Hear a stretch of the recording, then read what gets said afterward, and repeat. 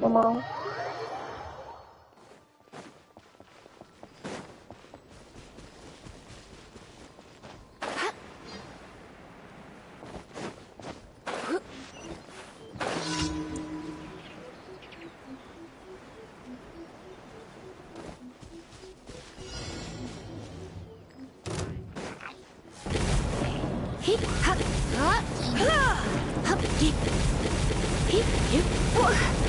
I'll protect us.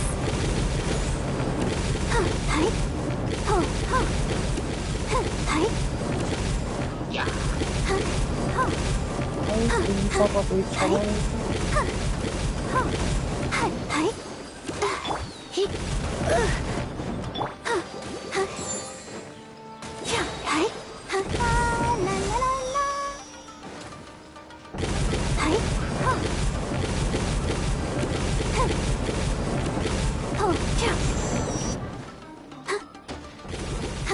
Hi.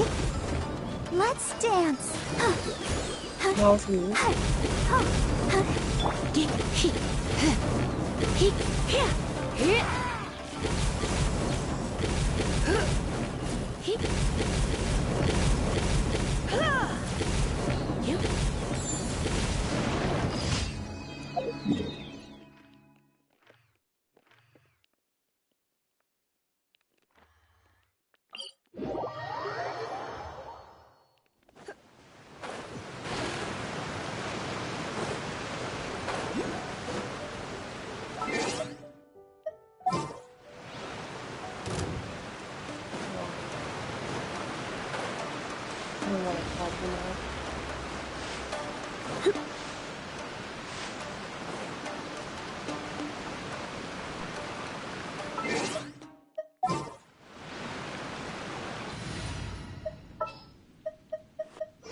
This world.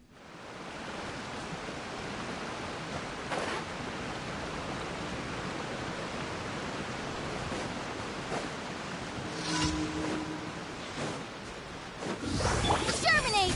I'll protect us.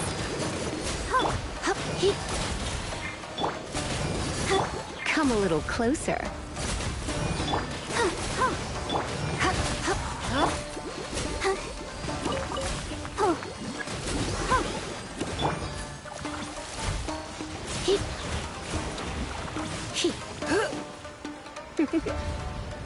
Blitz.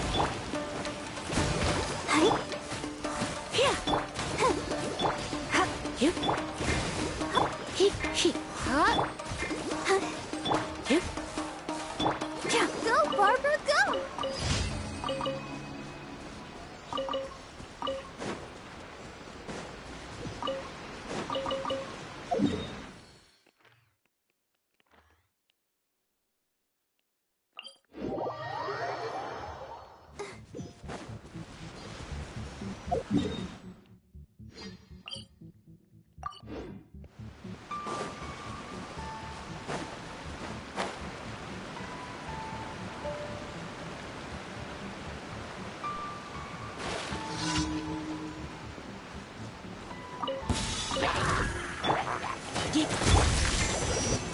Let the show begin. Nice and spicy.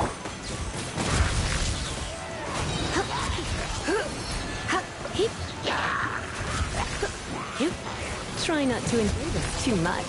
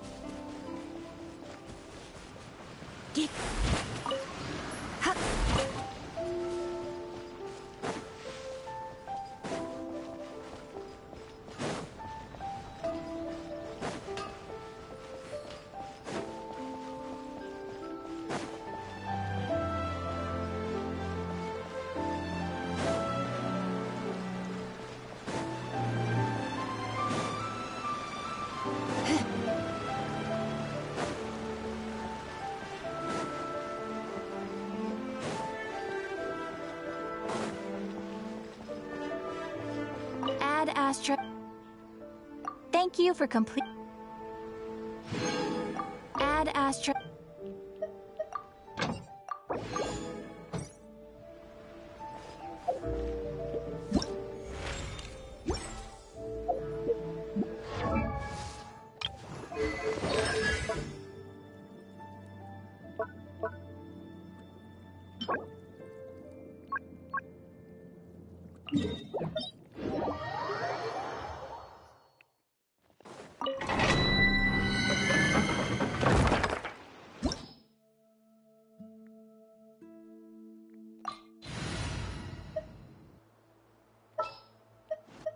At the ready.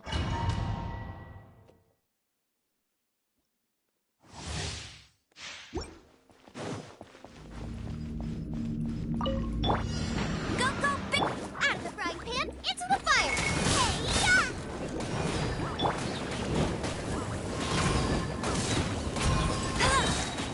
No one escapes my sights!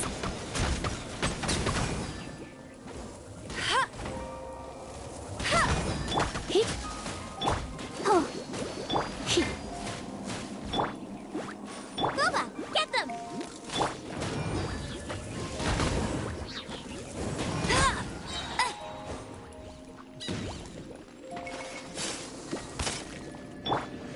Out of the frying pan, into the...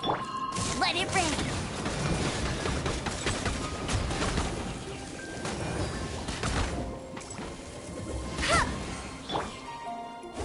Booba, get them!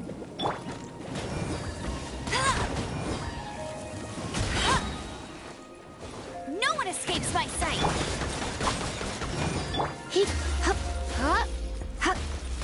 Nice and spicy! Get him! Let's dance!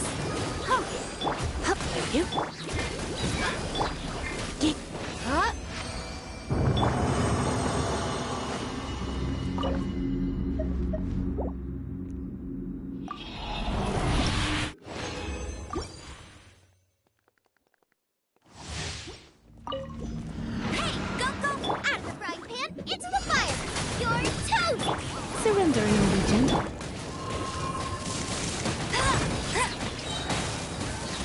No escape!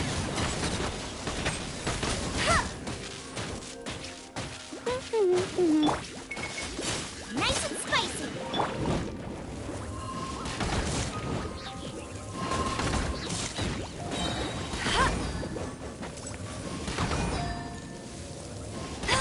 Booba, get them! Let it rain!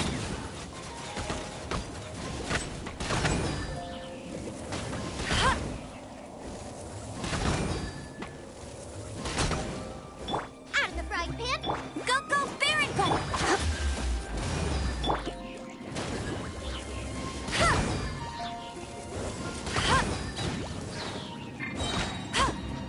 Let the show be...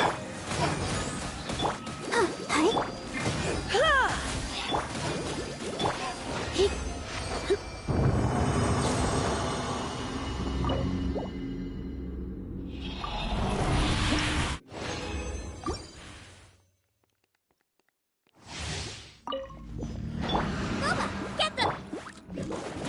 Hey-ya! No escape!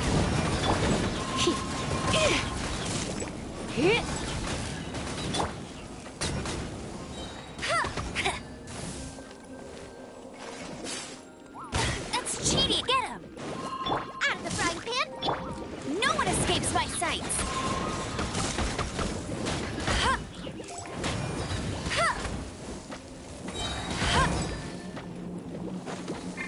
Nice and spicy!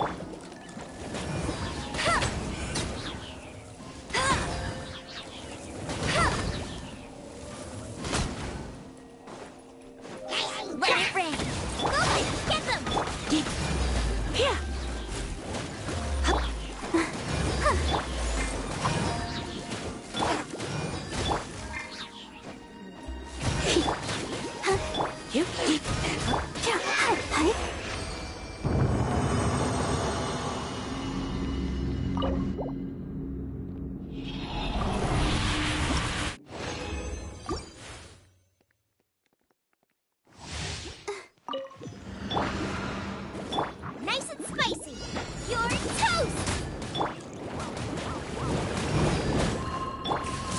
to enjoy this too much. No one escapes my sights!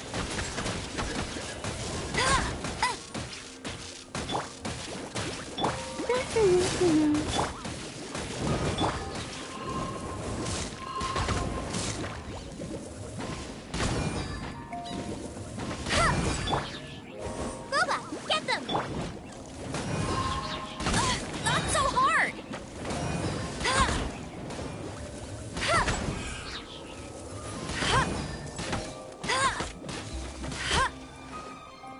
Let it rain!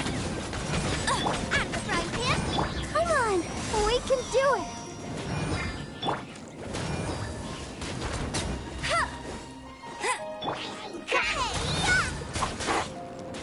Boba, get...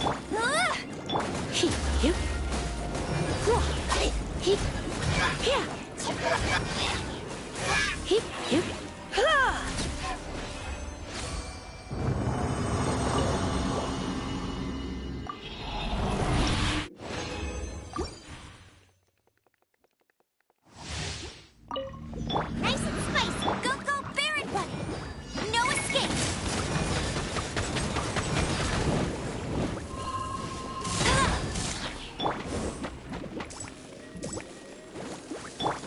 You're in for a little shock. You've been a naughty boy. No one escapes my sights! Out of the frying pan, it's...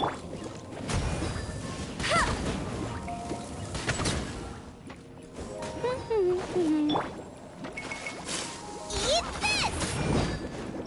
Let's spark things up a little.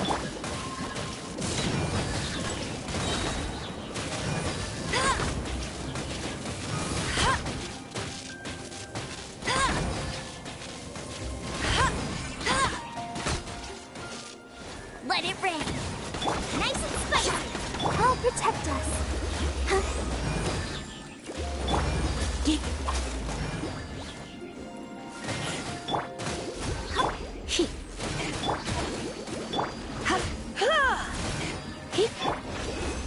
Go, Barbara, go!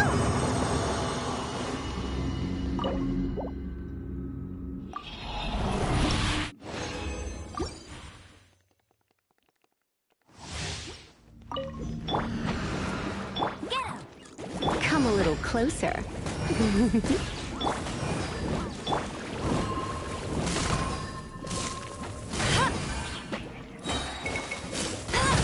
No escape! I'll race you there! Out of the frying pan!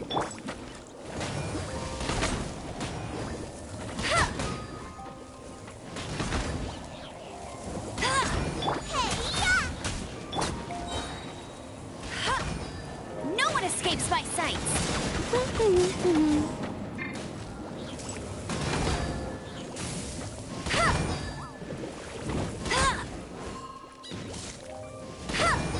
Boba, get them!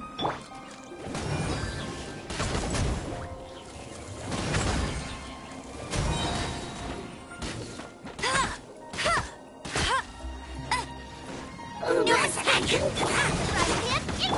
Surrender and I'll be gentle.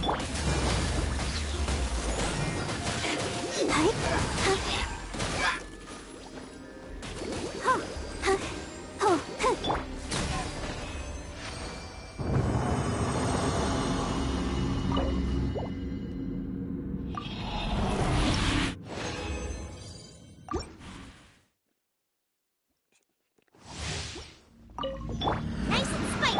Go, go, Baron Bunny!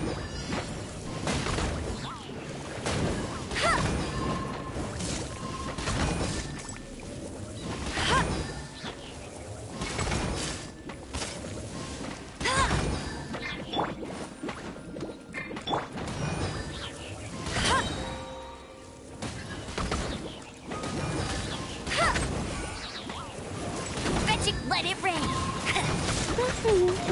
Out of the frying pan, into the...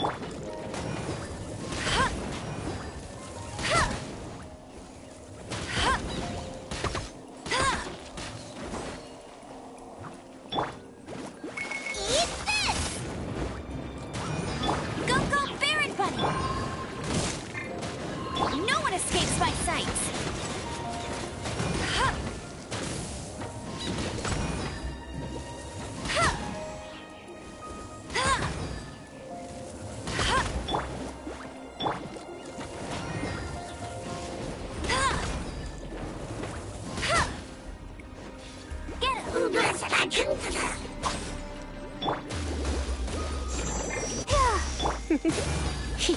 Boba, get them!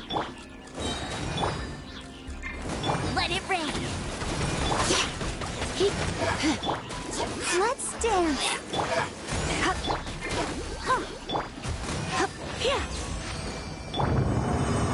I'll race you there!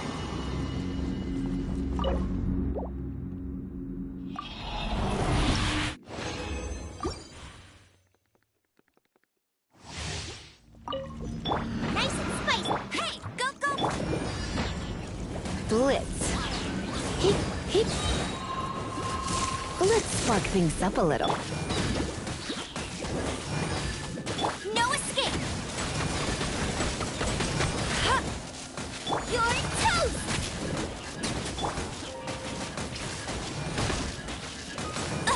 I'll never surrender!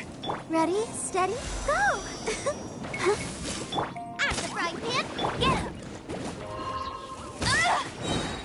I'll race you there! No one escapes my sights! Huh. Huh. Huh. Huh. Boba, get them! Huh. Let it rain!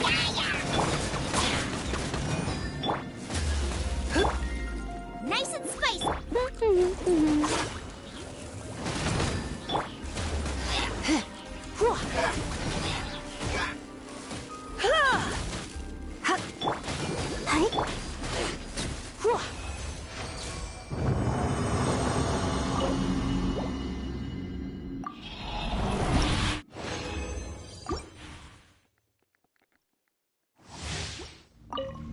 Boba, get him! You're in for a little shock.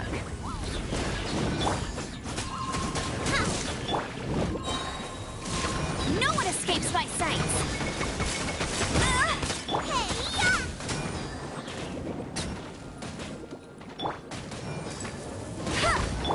Try not to enjoy this.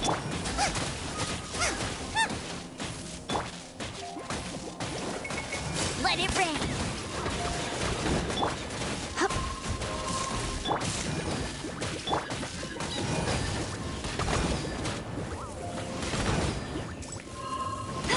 That's cheating! Nice and spicy!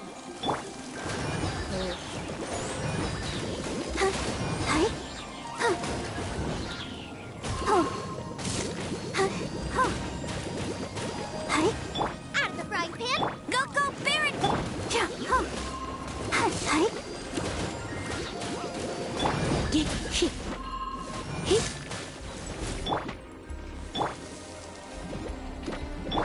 Boba, get them!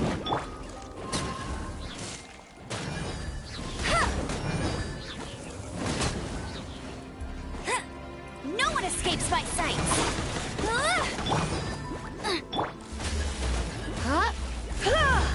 You.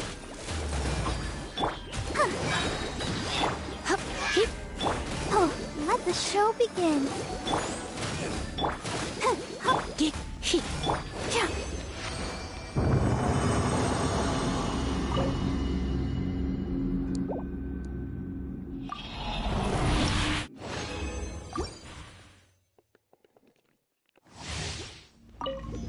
Nice and spicy. You're toast.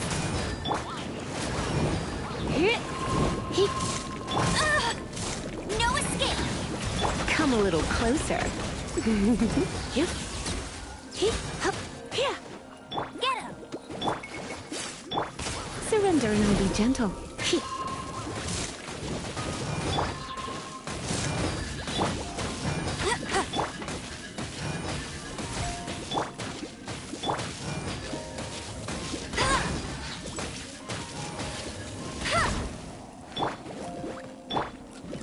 Ouch!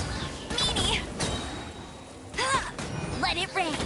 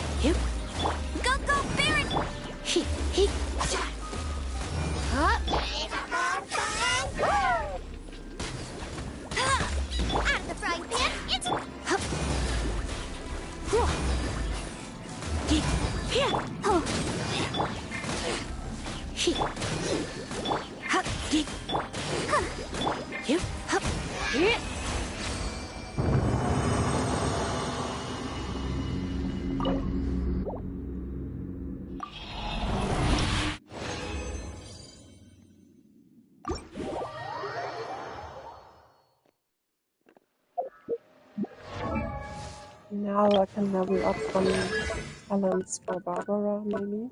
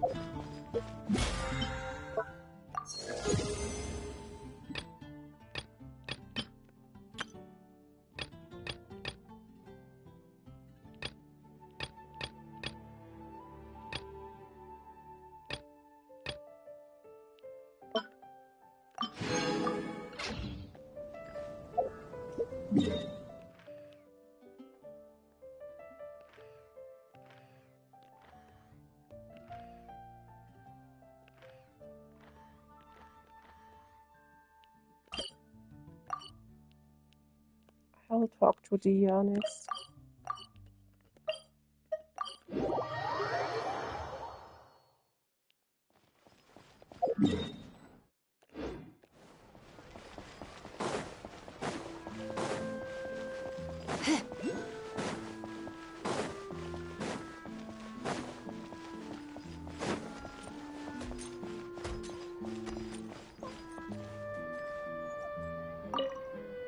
I'll expedite it, but custom-made clothes normally take longer to make. Should you leave before they're ready, I'll ship them to you via Komani Express. Oh, it's nothing. You gave me very precise measurements to work with. This shouldn't take too long. Oh, and if you'd like, I can tailor dancing clothes for you as well.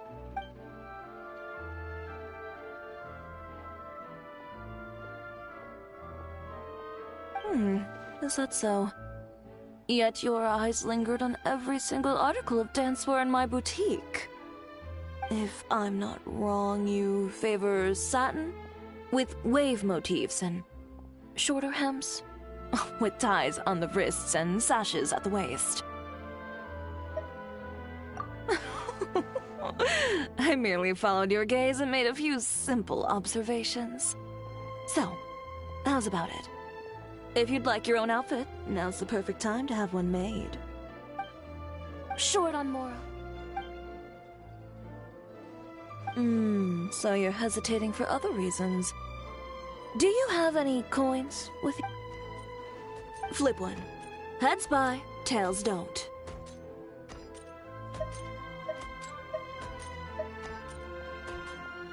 I think that's a great way to decide. Toss it. The moment you do so, you'll know what your heart wants.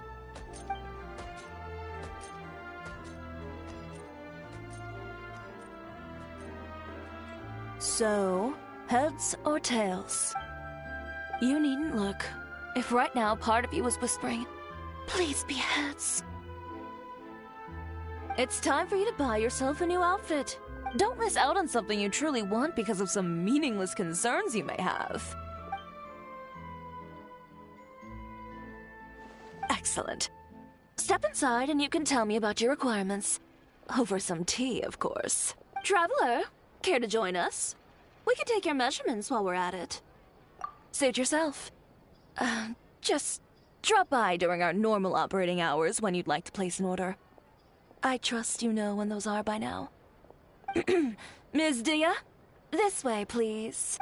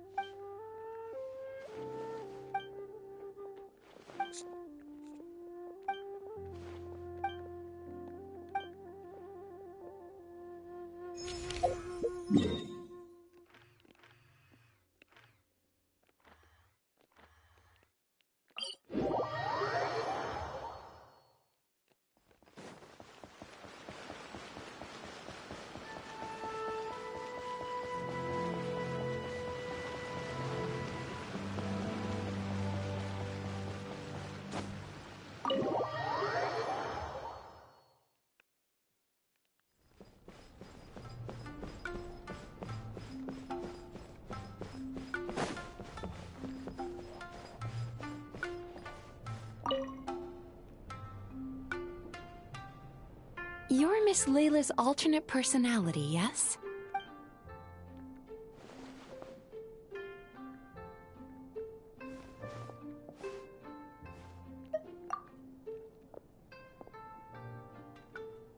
Your personality is the opposite of Miss Layla's. Almost like a mask worn over her original personality. How many more masks like you are there?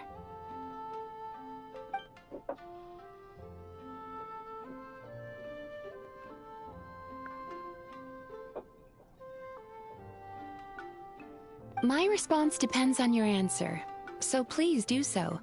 But let me be clear, lies are of no use here.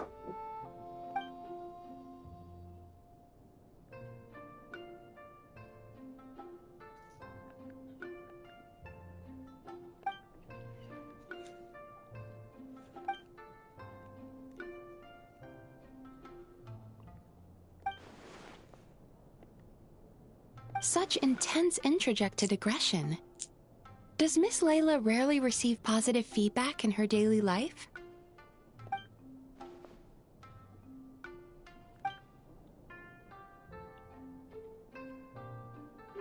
I understand.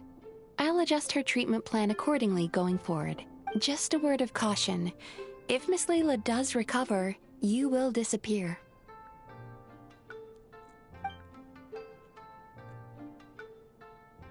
Huh?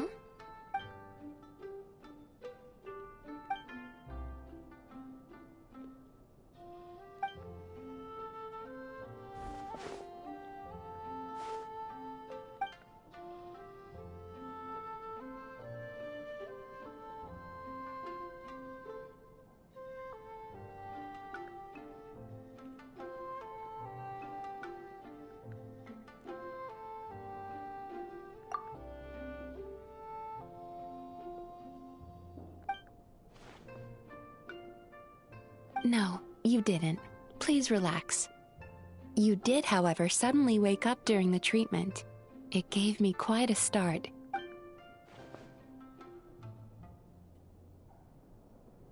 In that case, how do you feel now after that little rest?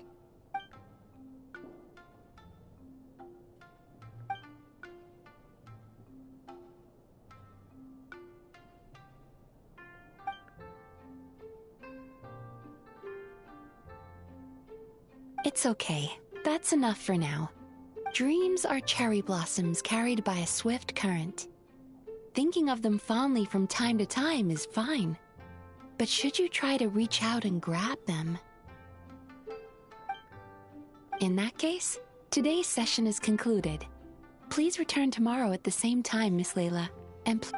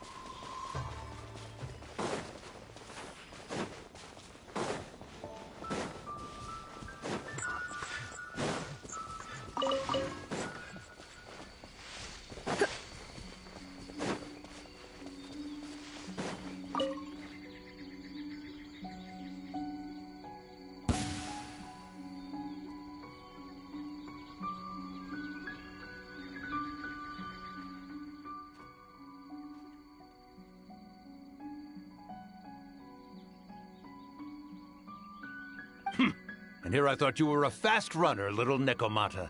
Yet you can't even catch a few little tanuki? Youth these days, no discipline at all. Oh, ho, the hide-and-seek master has shown herself. Ask her for lessons.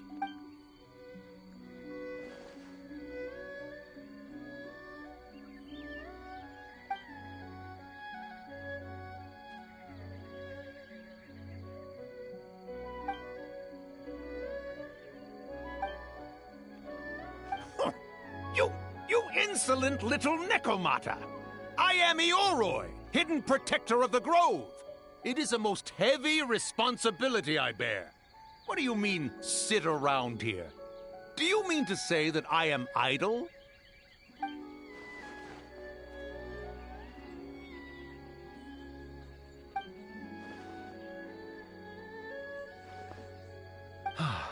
Why are young yokai all so impetuous?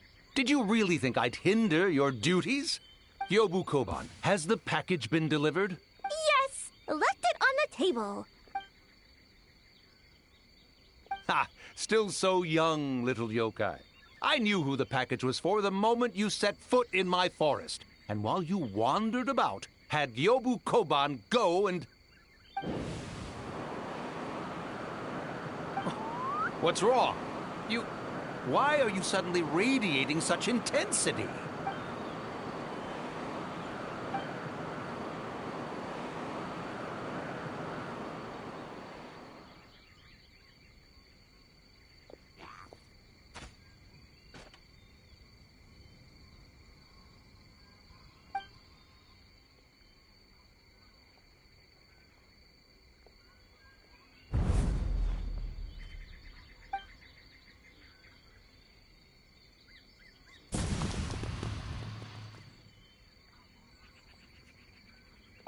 Big dumbstone. Yeah, you come back!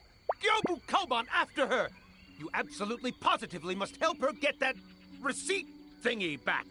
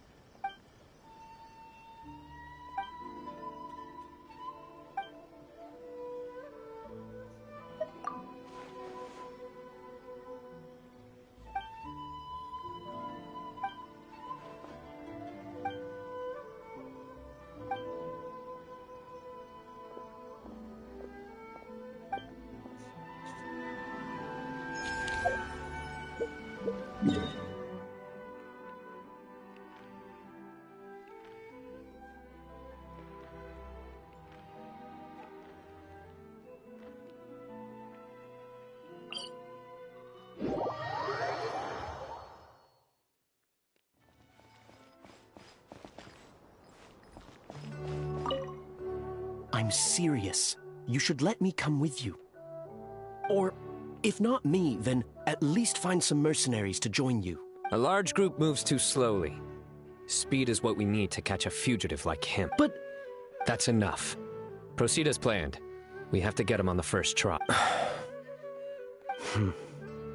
Yes, General Mahamatra.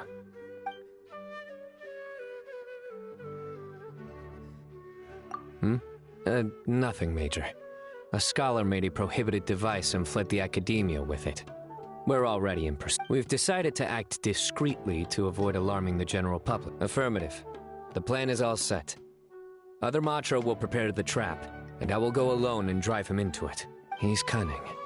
He's already outwitted multiple Matra tracking him, and some sustained significant injuries. But he won't escape this time. Don't worry. I'm just scaring a cowardly little jackal. It'll jump into the trap on its own. If it resists, then the sands will claim it. It's fine. I handle cases like this all the time. There won't be any surprises. Sorry. Inspiration eludes me. I'll be sure to tell you a good one once I get back.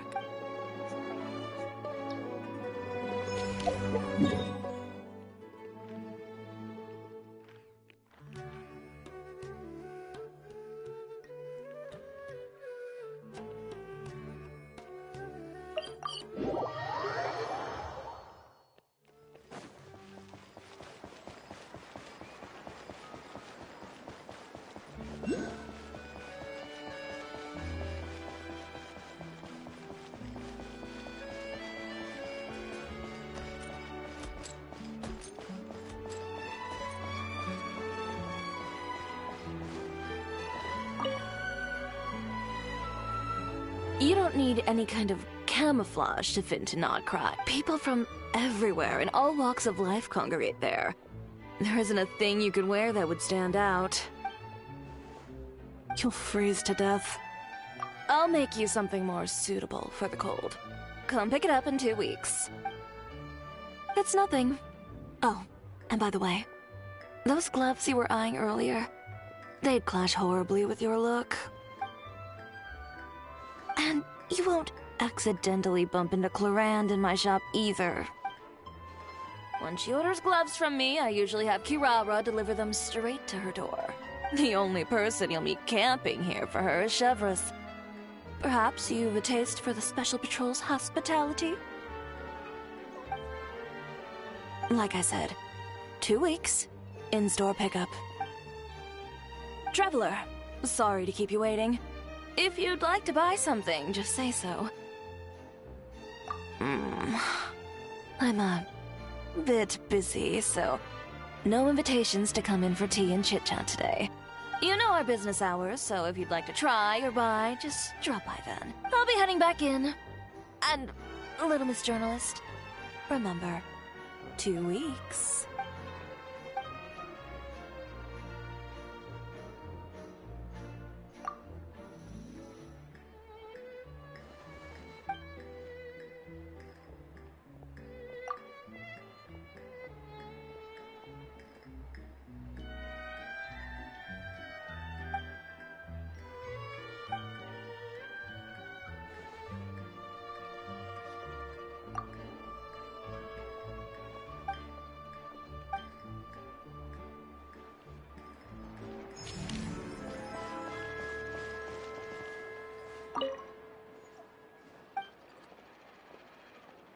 I'd like to buy some clothes.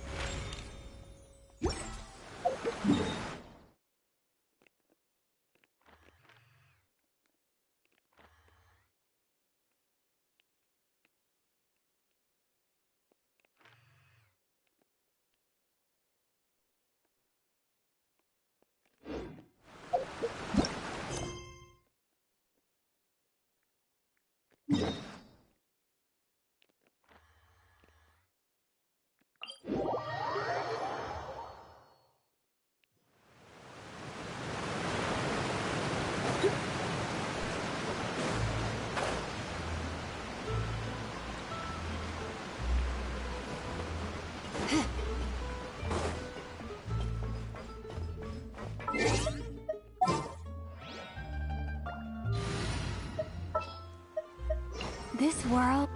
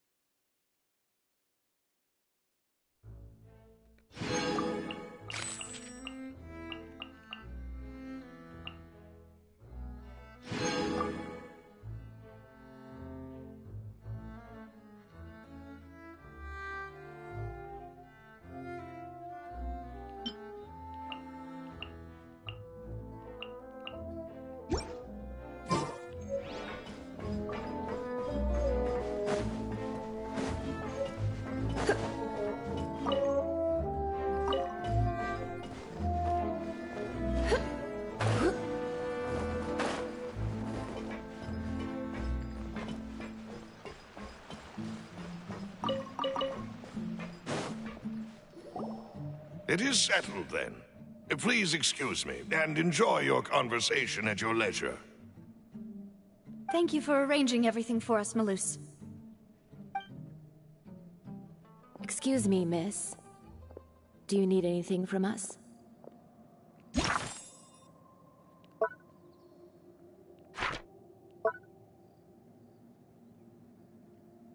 Fatty revision. Hey, Navia's all quiet. This isn't like her at all. I'm sorry that I only came to visit after all this time. After what happened, I didn't know how I was supposed to face the two of you. Ah, if it's about that, there's no need to apologize. After my husband died, Spina di Rosula sent us a lot of mora and support.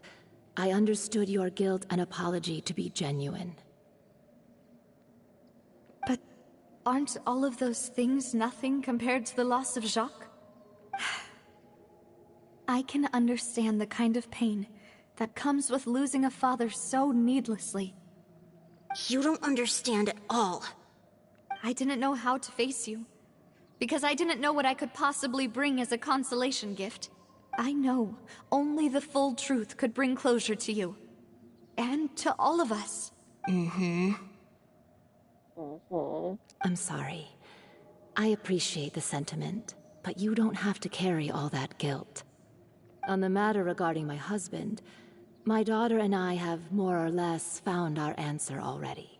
Would you mind sharing it with me? I really can't believe that my father could ever bring himself to shoot Jacques. I always knew that my husband's money was earned through others' suffering. He told me countless times that if he could turn back the clock, he would never go into the synth business again. He had many regrets, and felt that he took the idea of providing for his family too literally. For the longest time, he thought Mora was everything. So when Mr. Callis came to him with a proposal, he accepted it almost immediately. He tried to be as careful as he could, but even so, he was still found out by the higher-ups. They found out about his betrayal? Papa didn't say that exactly, but Papa did tell me that I should never be ungrateful. Before he left that day, he told me that he had no choice. It was only later that I realized it was his final farewell to the two of us.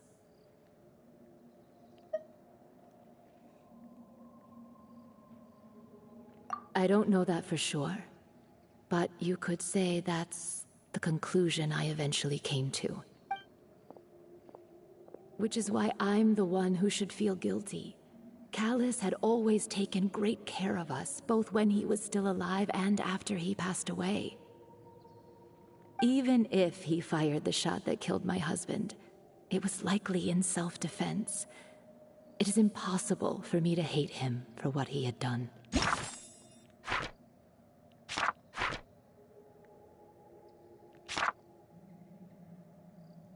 Callis is her father, I guess.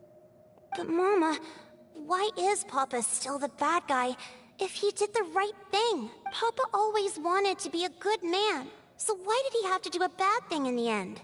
Well, things aren't always as they seem.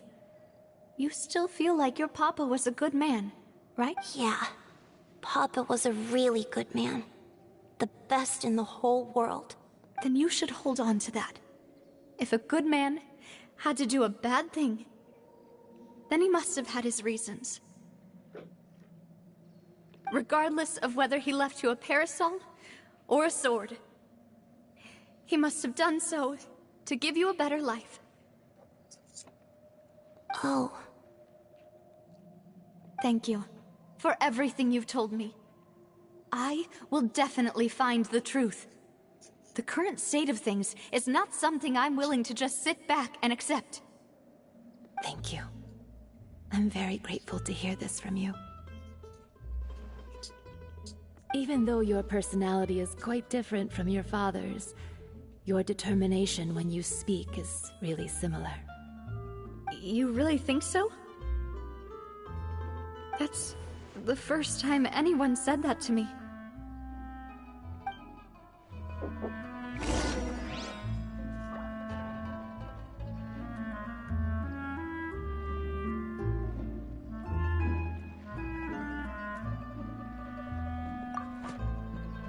I'll leave my husband's case to you.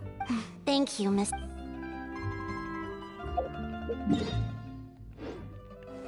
you okay, Navia? I'm fine. Don't worry. Let's investigate the 3 suspects next. Florence should be nearby, and we should be able to find Thierry and Uncle Marcel in the city. Oh. Greetings, boss. How may I be of assistance today? I'm sure you've heard about what happened at the Opera House? Someone got turned into water right in front of us. Yeah, I've heard.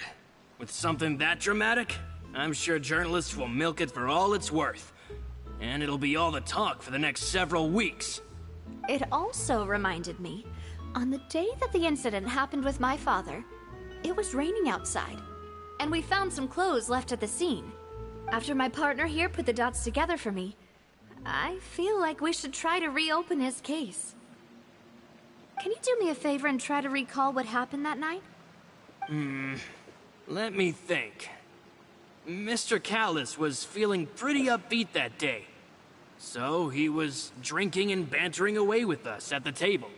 After that, he told us that he wanted to go get some fresh air. So we let him go without thinking much of it. Who knew that we would hear 2 gunshots ring out right after? My first reaction was that Mr. Callus's life was in danger. So, I grabbed my holster and made a mad dash toward the scene. But when I got there, it was already too late. Mr. Callus was standing over a dead body with a gun in his hands. All we could do was look back and forth at each other, not knowing what to say. So you also remember 2 gunshots then? Indeed. The guard said that the first shot didn't hit anyone, while the second killed Jacques. But I've never really bought that explanation. Reason being, Mr. Callus had left his gun on the table.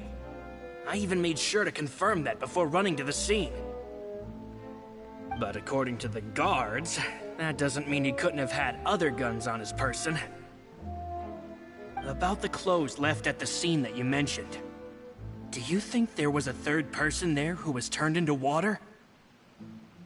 At least from our perspective, my father had no reason to kill. So he would also have no reason to bring an extra gun with him. The gun he was holding probably belonged to Jacques, or a third person on the scene. Yeah, that makes a lot of sense. So you're saying Mr. Callus ended up with the gun because he seized it from one of the other guys?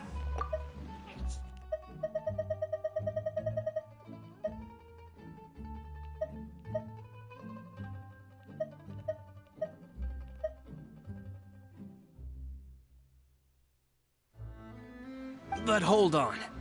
If that's what had happened, then why didn't he share the truth with any of us?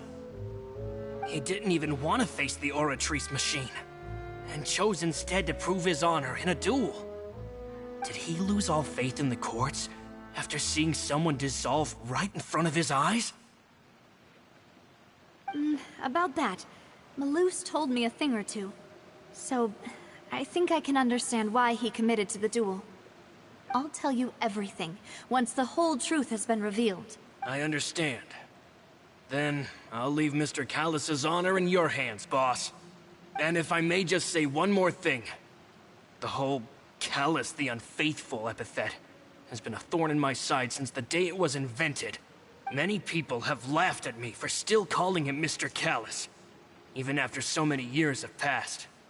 But it was Mr. Callus's trust that allowed me to rise through the ranks of Spina di Rosula and live the life I lead today. No matter what others might say, he'll always be the man I respect the most. And he'll always be my boss. Don't worry. I will definitely find the truth. You and all our other comrades at the Spina deserve to know the truth as well.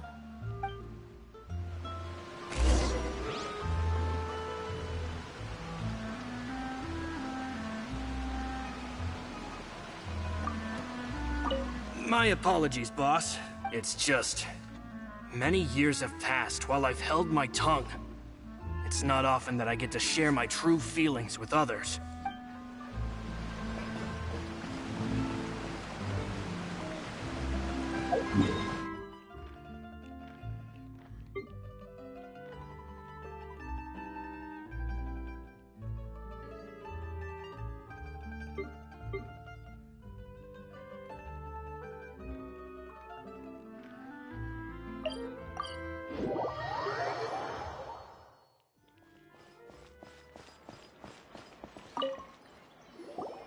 Hey, Thierry!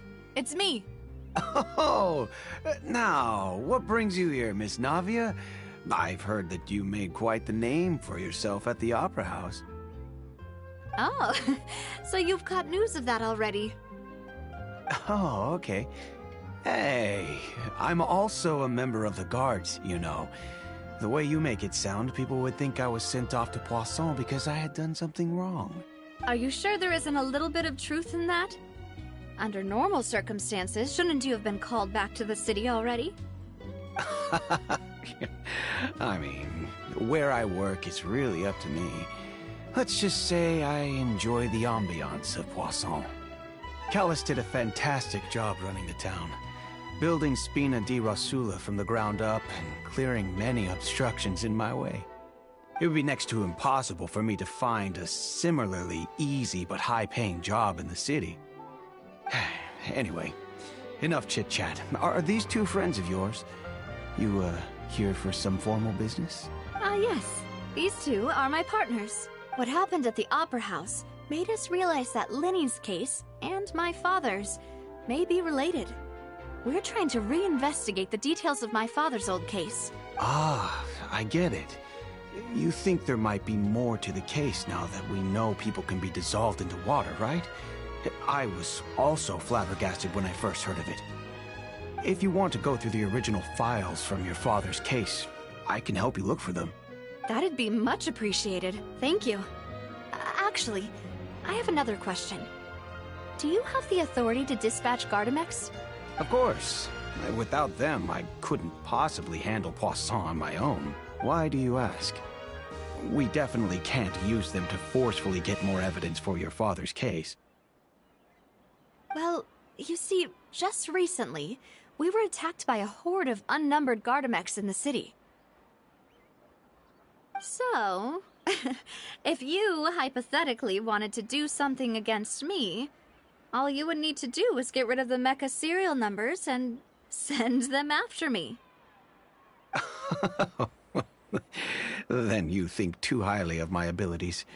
Dispatching mecha is very different from controlling them. If I had to make an analogy, when you order a dish, the chef will make it for you. You can ask the chef to cook, but not to massage your shoulders or carry your baggage.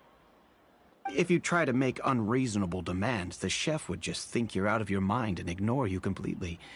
The same goes for me and my Gardamex. Removing a serial number is also not as easy as you might think.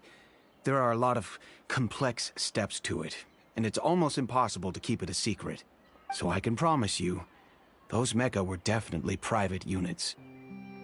They're certainly not cheap. So, whoever their owner is must be super rich, powerful, or both. Now that you mention it, though, being in the synth business would definitely be profitable enough to afford this. Oh, then you're officially in the clear, Thierry. Oh, well, thank you for the vote of confidence, Navia. Jokes aside, I'd like to wish you all the best with your investigation. I'll be staying in the city for a little while, so just come find me if you need any support from the guards.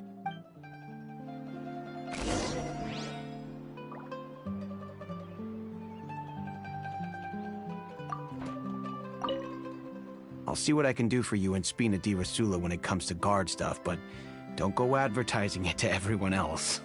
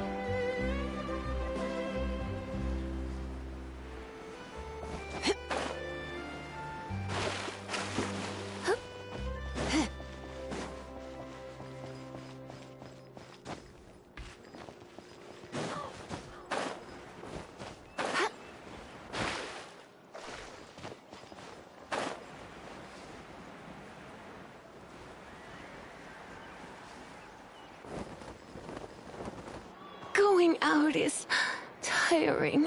Oh, Hello, how may I help you? cutscene started and I couldn't open. I'm here to see Marcel. Could you please let him know? Either. You can just say Navia's looking for him. Sure, I will let him know right away.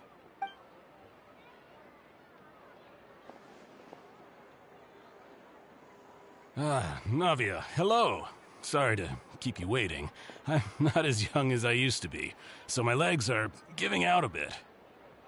Oh, it's all right, Uncle Marcel. There's no need to stress. I just wanted to talk to you briefly about what happened in the Opera House. I'm sure you saw everything too, right? Yes, I've never seen anything so strange. Oh, you were at the Opera House too? That's right. I went there with Navia to see the magic show. Who knew it would turn into a whole murder mystery? I also witnessed your marvelous sleuthing work. Quite impressive. To beat the Hydro Archon at her own game on her own turf, I can already imagine everyone in Fontaine discussing your exploits over a few glasses of wine. Oh, Paimon doesn't want to become the talk of drunkards. Apologies. It's just how Fontaine is as a nation. Everyone loves drama and theatrics. Uncle Marcel, you've also noticed that other thing, right? The fact that humans can dissolve in water? Yes, I was reminded of your father's case right away. Is that what you're investigating now? Exactly. I still don't have much solid proof, but I can sense that the other side has already begun to act. Oh, and what makes you say that? We were attacked on Araneus by some unnumbered Gardamex. And there was also an attempt to get me to drink water from the primordial sea. If not for the vigilance of my partner, I probably wouldn't even be here talking to you right now. Oh, you're giving us too much credit. Wasn't it you who protected us? Alas, it seems things are heating up again. The peace that Callus sought so dearly will soon become a thing of the past. But rest assured, Navia, Poisson will always remain a safe haven for you. If you're scared, you can always return there. If anyone dares to lay their hands on you there, the Confrérie of Cabrières will use its funds to the last Mora to bring them to justice. Thank you, Uncle Marcel. But I don't intend to go into hiding. I'm going to strike while the iron's hot.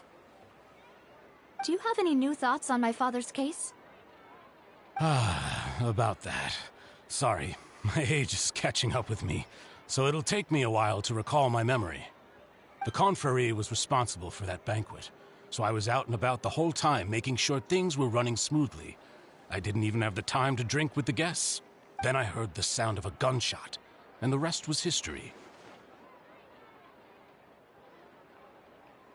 In German, it's multiple shots. Oh, it's okay. No need to push yourself. We'll ask around some more. See if there are any valuable clues elsewhere. Sounds good. Just let me know if you ever need Mora. All my wealth comes from Callus's patronage and support. I'll spend however much it takes to clear his name.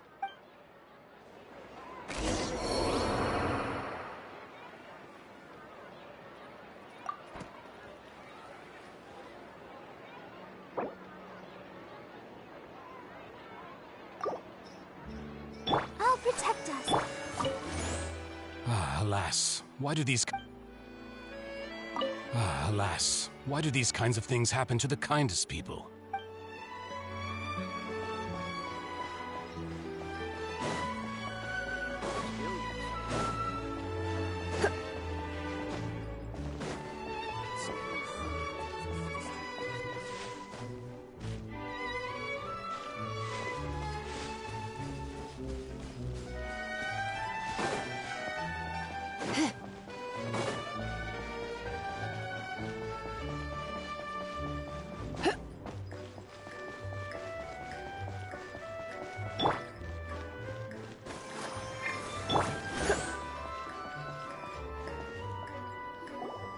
We've talked to all three suspects, purely based on their conversations with me. None of them sounded particularly suspicious. I suppose that's to be expected, though. If a single conversation's all that's needed to find them out, then my father wouldn't have needed to investigate the case for so many years. Anyway, even though we didn't make a breakthrough, let's still compile what we were able to find. But where should we start? Ah, you're right! Flora mentioned that Callus probably only ended up with the gun because of circumstance. That makes sense. According to Jacques' family members, he already told them that he had been discovered, and that he had no choice before he left home that day. If I had to guess, he probably received an order from the synth boss to kill my father. Had he refused, he and his family's lives would have been forfeit. So, Jacques fired the first shot? Oh? And why is that?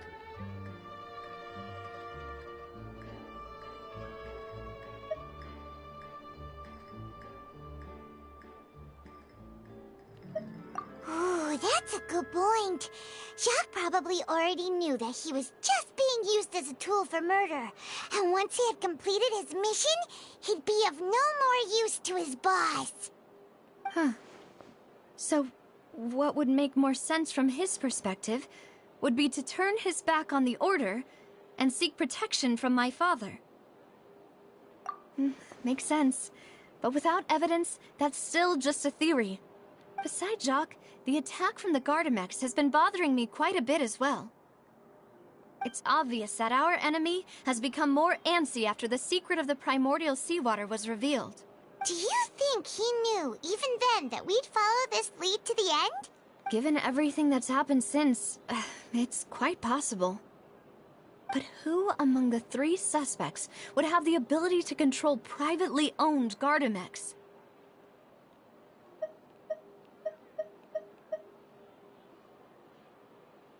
I think Marcel is probably the most likely one, but I don't know.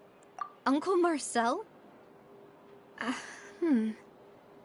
My father did really trust him. And they worked together on a large number of projects. Maybe that's how he got to know Jacques. And with funds from the Confrérie, he could also afford a large number of Gardamex. It's still really hard for me to imagine, though. After all, Uncle Marcel has been around since I was just a child. Also, wouldn't this mean he has been spending a whole lot of mora and energy to fight his own synth business?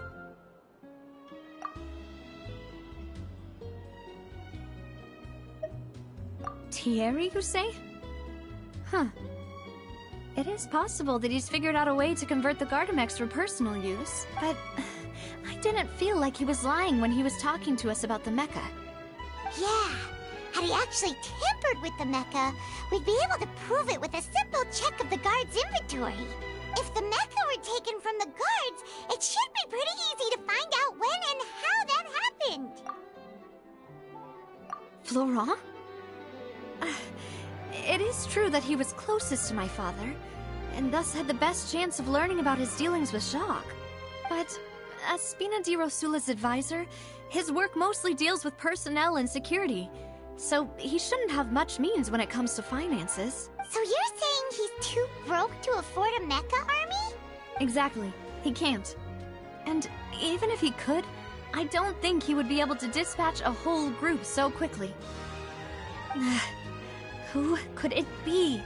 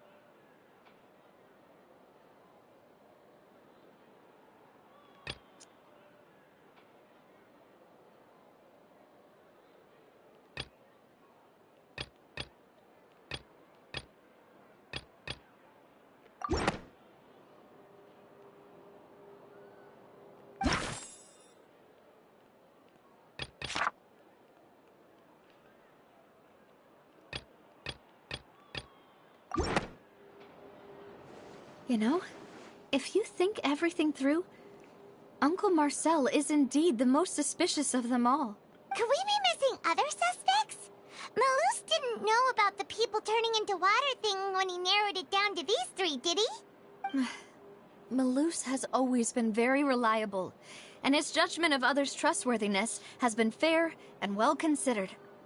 When the suspect is knowledgeable about the Spina's internal affairs, has the means to dispatch Mecha to assassinate us, and possesses significant intellect and foresight.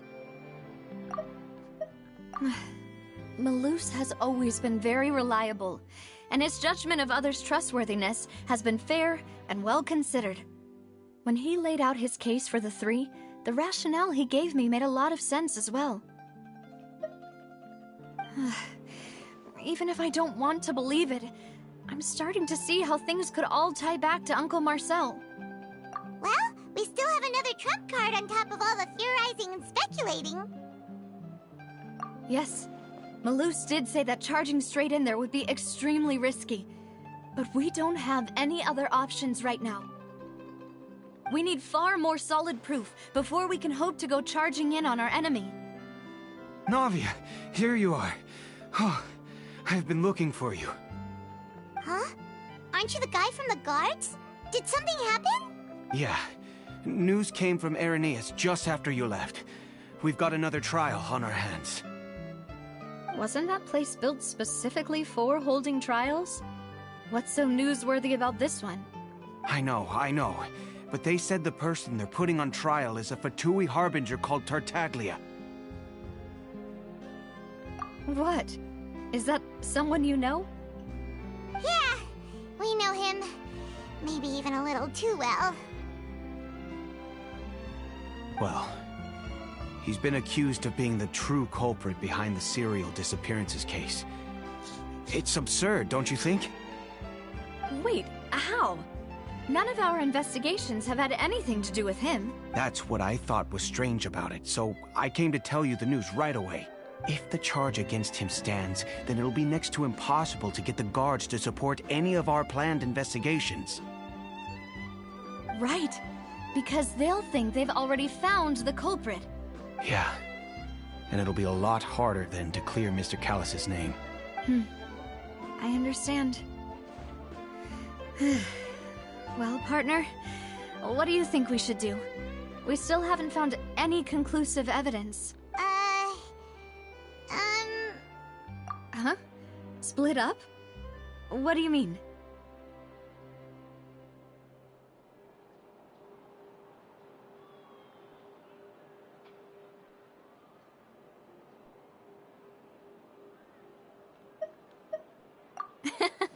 Just as expected of my partner. Since this is a trial about the serial disappearances case, the culprit's attention will be focused on Irenaeus, leaving his home base wide open. You're right. This is our best opportunity. All right then, let's do this. I'll stall them at the Opera House and charge Marcel as the true culprit. I won't have any chance of making that charge stick, though, unless we find more evidence. It'll be up to you to make it back in time and hand the decisive evidence to me. We'll help you, just like you helped us in Linny's trial. Demoiselle, please allow us to accompany you. I'm ready. Ah, Malus, Silver. When did you two get here? We heard that you'll be leaving Poisson and figured that you might require our assistance. It's our hope that your confidence will be bolstered with the two of us by your side. Thank you so much. Then, let's make haste for Irenaeus. Paimon, Traveler, I'll see you at the Opera House. See you then!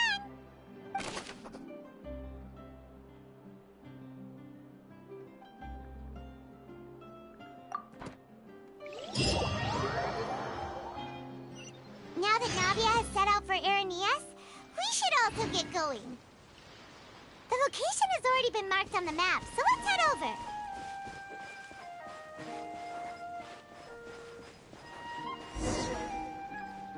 Huh. According to Malus's info, the synth production base is underwater. Let's go and try to find the entrance.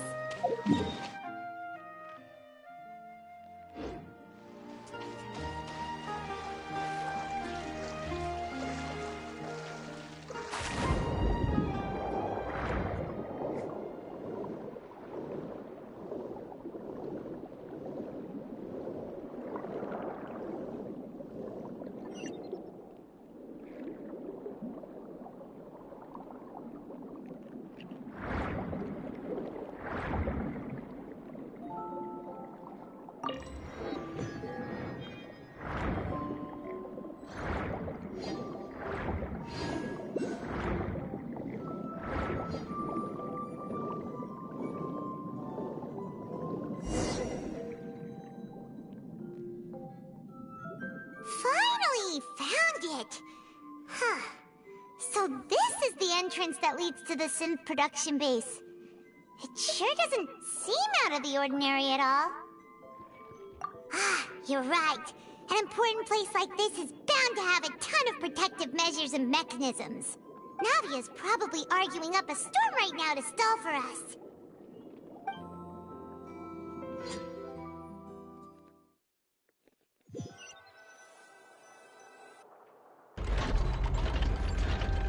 It would appear that I must repeat my question again, Mr. Tartaglia. Do you accept the charge that you are the true culprit behind the serial disappearances case? To be perfectly honest, I don't understand your country's complicated court system, or the reason why I'm being charged with something I've never even heard of. However, I did hear that people who have been charged can choose to participate in a duel to clear their name. Is that right? In which case, as long as I accept the charge, I can have an all-out fight with that champion duelist Clorend, right? I've got to admit, that's one of the most enticing offers I've ever received. When I privately sparred with her last time, she was obviously holding back. Real disappointing. Hey! Don't you understand? You're currently the prime suspect for a major case. This isn't the place for you to be looking for fights. Oh? Sounds like the Hydro Archon wants to lecture me on the ways of the Opera House. Then why don't you duel me too? I'm the kind of student that learns best in the heat of battle. No. That's not what I meant. Alas, it would appear that communication with the defendant is going poorly, and we have made very little progress. In that case, let me explain everything from the very beginning again. The goal of this trial is to determine the culprit behind the serial disappearances case. That case had nothing to do with him! You've got the wrong man! Huh? What's going on? Why is she interjecting again? I told you it couldn't be one of the Fatui Harbingers. Miss Navia, this is the second time you've interrupted the court proceedings. I only tolerated your behavior last time because you were able to provide the court with a key eyewitness. But that was an exception rather than standard court protocol. I can very well charge you with contempt of court for your interjections. Oh, please. Did you ever think I had any respect for this place's pointless theatrics? We can put that discussion aside for now. I'm not here to argue with you.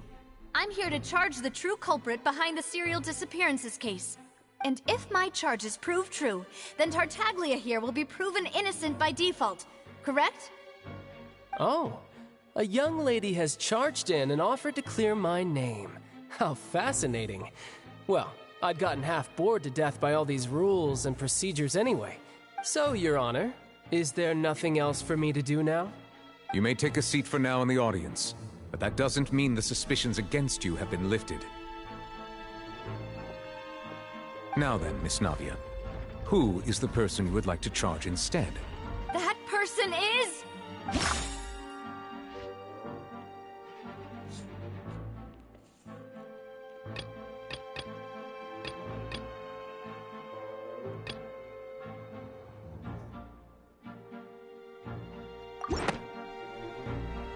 Marcel, the head of Confrérie of Cabrières! Huh? What confrérie? Never heard of them in my life. I've heard of them, but weren't they Spina di Rosula's sister organization? Oh, is this going to be a friends to enemies type situation? Please let me remind you, Miss Navia, that charging someone is an incredibly serious matter. Committing to the charge also means taking on the legal responsibilities associated with it. And if the charge fails, depending on the circumstances, you may also be charged with the crime of making a false accusation. Knowing this, do you still wish to charge this man? Yes, I do. In that case, I declare the charge to be valid. Miss Navia and attorneys, please take your places on the court. Members of the guards, please contact Mr. Marcel right away so that he may stand trial.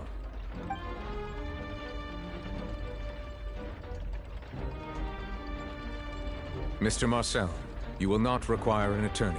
Is that correct? Apologies. It all just happened so quickly. I still haven't figured out what's going on. I think an attorney won't be necessary. This is probably just a misunderstanding between me and Navia. Very well. In that case, since both sides have now arrived, Miss Navia, please present your charges. I would like to take everyone back to 3 years ago, to the case of Callus the Unfaithful. Only through elucidating what really happened in that case can we connect all the dots for the serial disappearances case. Navia, do you really think that I was the one who killed your father? Come on, why would I do that? Callus was my benefactor, and remember both you and I only ran to the scene when we heard the sound of a gun. If that's enough to make me a suspect, wouldn't that make everyone at that banquet a suspect as well?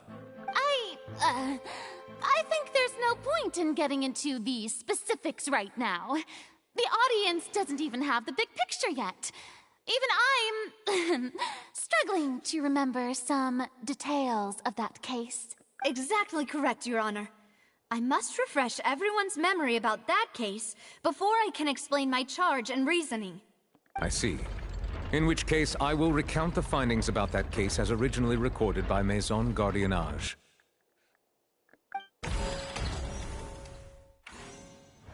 On the day of the murder, Spina di Rosula hosted a large banquet in a countryside estate owned by the Confrérie of Cabrières. During the banquet, all attending guests heard 2 gunshots from the courtyard. When the guests arrived at the scene, they found the primary suspect, Callus, holding a gun, while his acquaintance, Jacques, lay dead from a gunshot wound. The guards' investigation did not recover any other firearms from the scene. As a result, they concluded that the suspect's first shot must have missed, while the second must have taken. The suspect did not dispute this conclusion, and also declined to defend himself in court. Instead, he chose to prove his innocence through a duel. Callus was defeated by champion duelist Clarande in the ensuing duel, and soon succumbed to the injuries. These are the known facts about the case.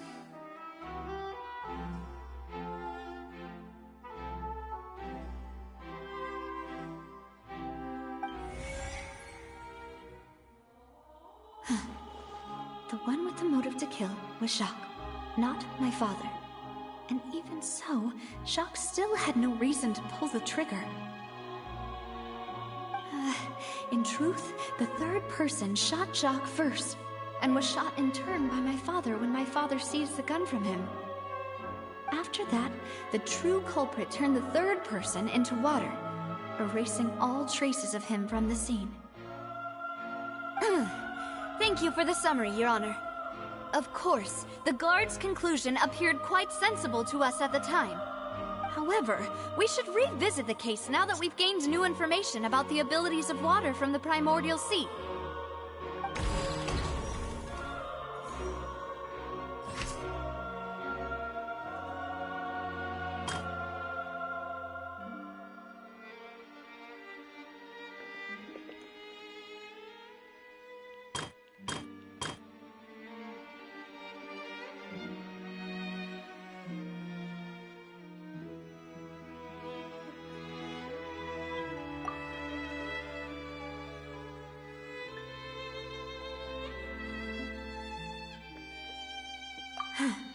Something's not...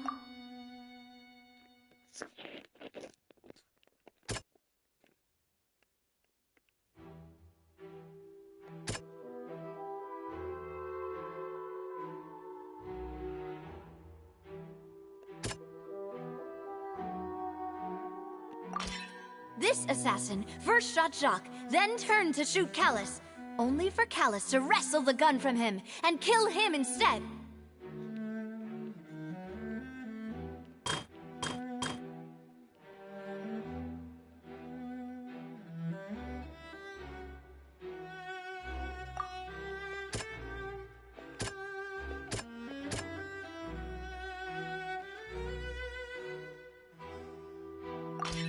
A pile of clothing was found at the scene.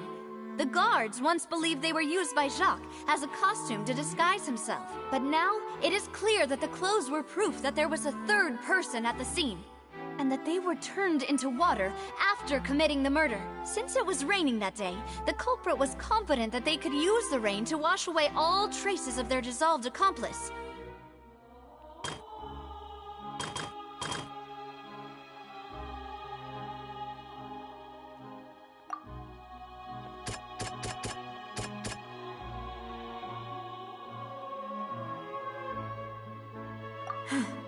Something...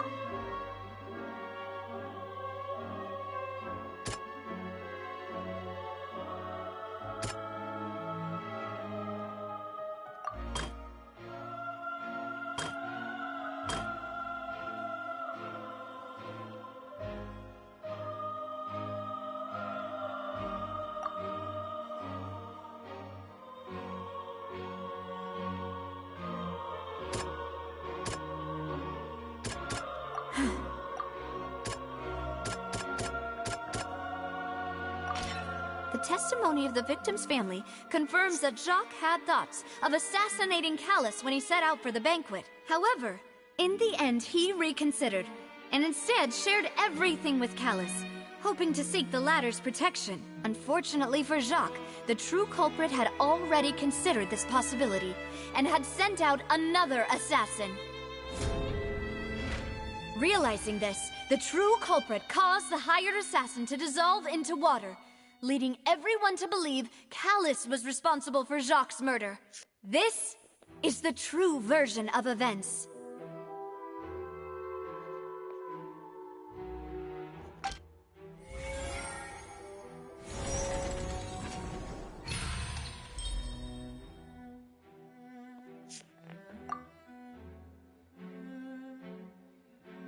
So that's what happened. Wait, you're telling me something as dangerous as water from the primordial sea has been used for all these years? What a great theory. It also explains Callus's and Jacques' respective motives. I guess they didn't shoot each other after all. Mr. Marcel, you are the one being charged with the crime. You should provide a rebuttal if you wish to prove your innocence. Ah, but I think I agree with everything Navia just said. In fact, there was nothing in her speech that directly implicated me. Then, may I ask some questions? In my opinion, we primarily need to determine two things. One, do you have the evidence to back up your claims? I'm afraid not. At least not at this very moment. Boo! If you don't have any evidence, you should just go home! I may not have the evidence with me, but I know where I could go to collect it.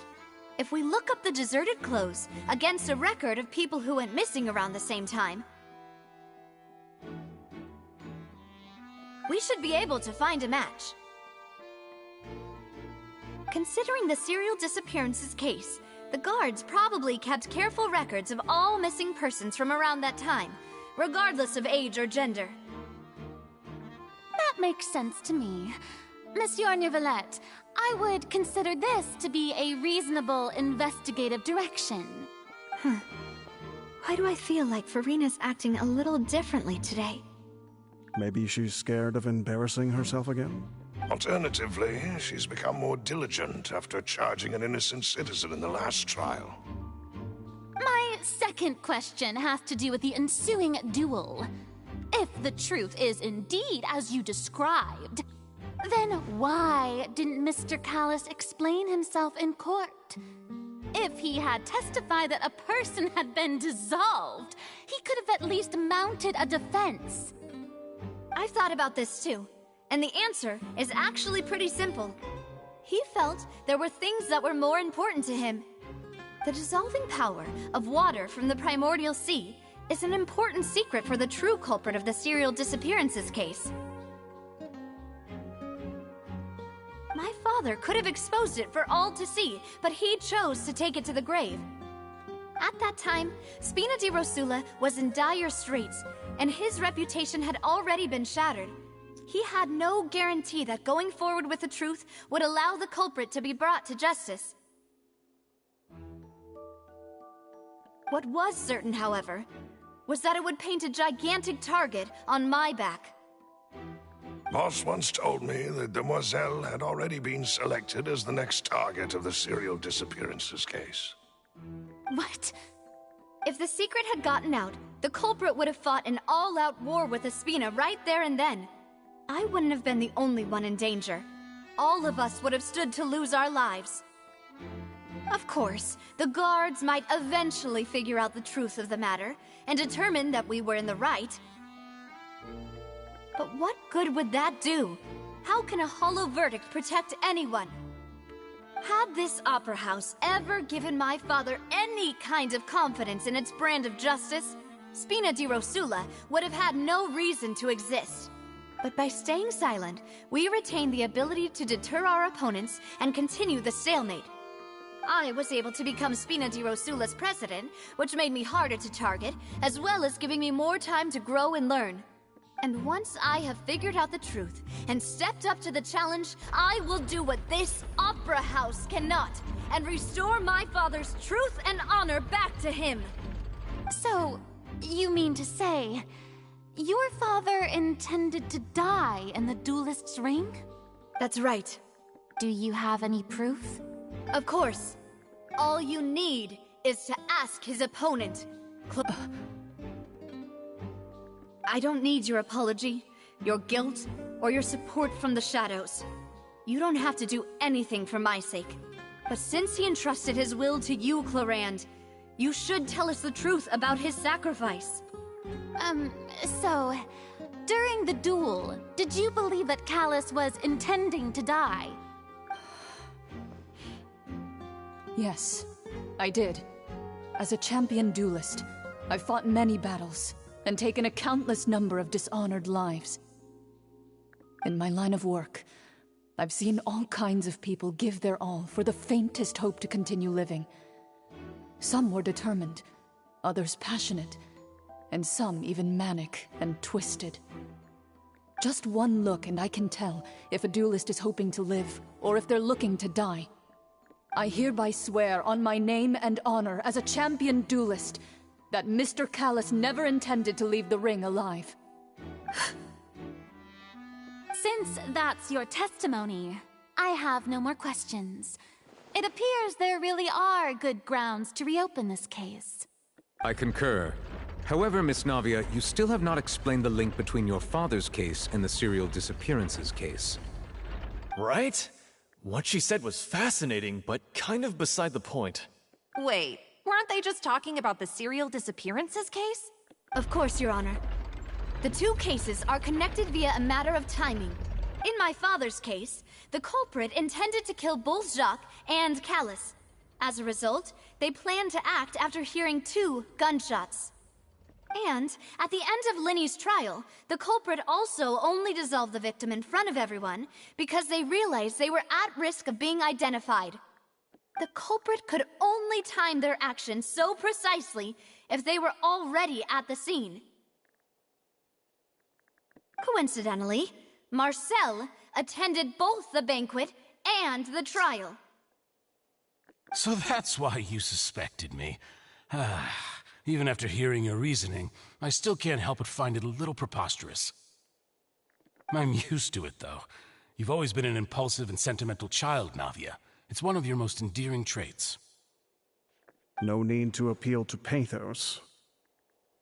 I won't try to refute your points one by one, but even if everything you just said was true, can you prove that I was the only person present at both events? On top of that, does a person have to be physically present to control the timing? Can't someone remotely monitor the place? Don't know what she can say to that. I know that even with that, you might still think you can reduce the list of suspects with some further investigations, until I'm the only one left on the list. Alas, who won't feel at least a little hurt by an accusation of murder from a girl you see as your own daughter? But if I were to dismiss this completely, you'd also think I'm not being considerate of your feelings. Ah well, let Uncle Marcel teach you another lesson. Do you know what the biggest flaw in your reasoning is? I suppose you're gonna tell me anyways. It's timing again. I'm a businessman by trade. From that standpoint, there's no reason for me to kidnap young women. It's a high-risk action with nothing to gain. In addition, I left my home in Snezhnaya when I was young to come to Poisson and work in some trade. My business only thrived when I received Callus's patronage. But the disappearances began before I ever stepped foot in Fontaine. I do apologize, demoiselle. This was my mistake. No, it's not your fault. I'm sure he had come prepared. Is there anything else you'd like to say? Would you like to check the date of my first business license against the first known case of the serial disappearances? You can also take a look at my border entry records, or ask my friends and family when I left Snezhnaya for the first time. Could those records and testimonies do something to appease the unspeakable anguish in your heart? Seems like she got the wrong guy. At this rate, Navia will be convicted for falsely accusing him. I think you've done a superb job of dissecting your father's feelings as he neared the end of his life. But aren't you going against all of his wishes and expectations right now? He wished for you to become more rational, collected, and conscientious, instead of dwelling only on your own feelings. Once you've learned to be more considerate of others' feelings, and to stop rushing headlong into things, you'd have met most of his expectations. This isn't just about me, and it never has been. The biggest difference between me and the rest of the victims is that I still have the ability to search for the truth, while that same agency has long been taken from them.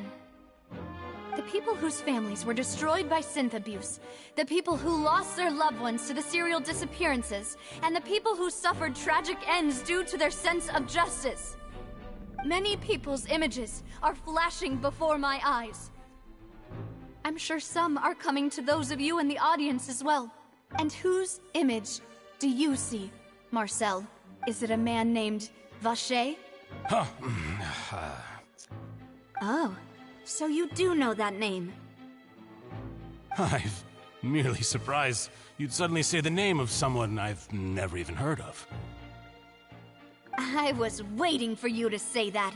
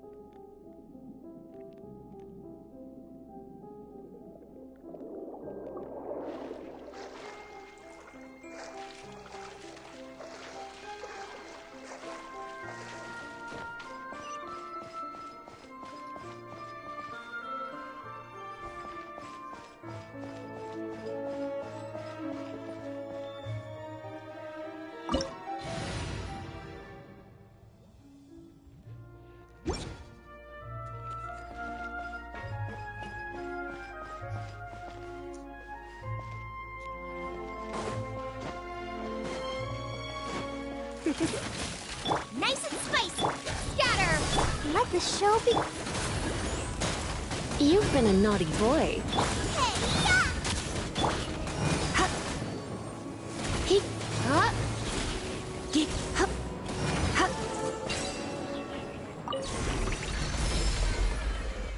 Whoa! The floor is going up! Is it because of this mechanism in the middle? That guy really prepared a lot of stuff for this place.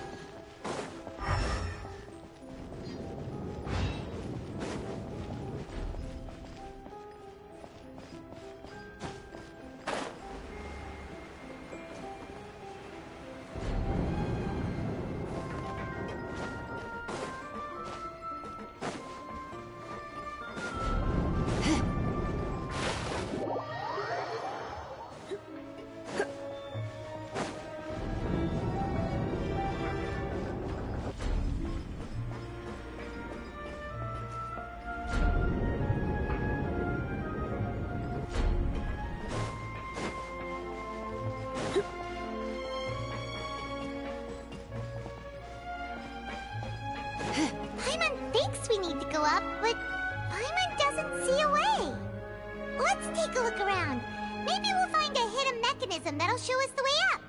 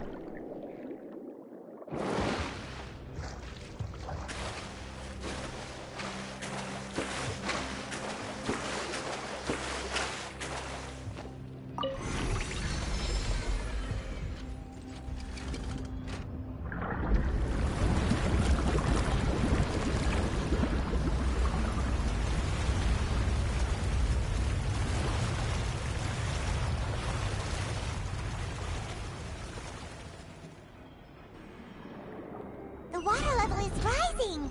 Now we can swim to the top! But this is still a ways away from where we need to go.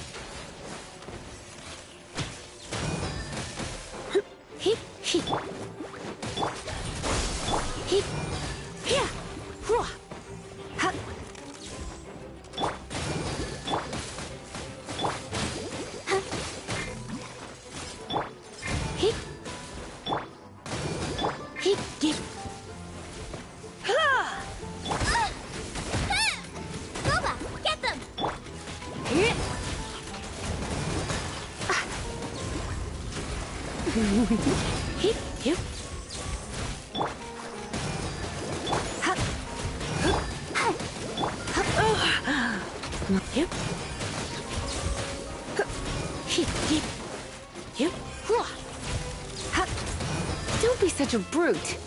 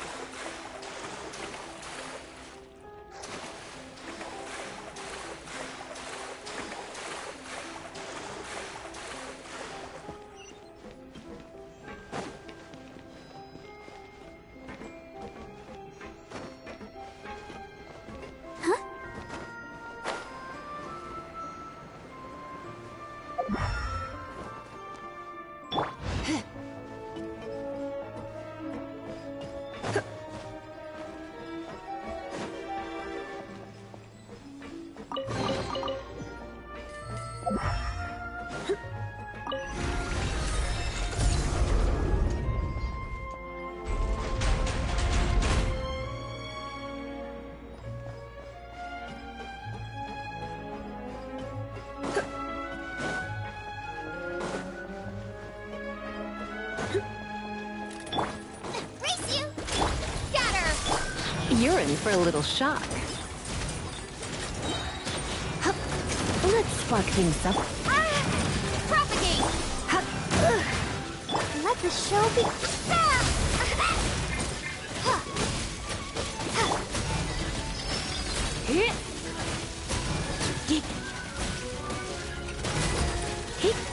Come a little closer.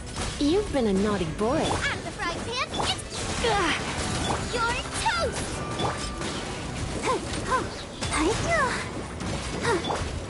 Don't be such a brute.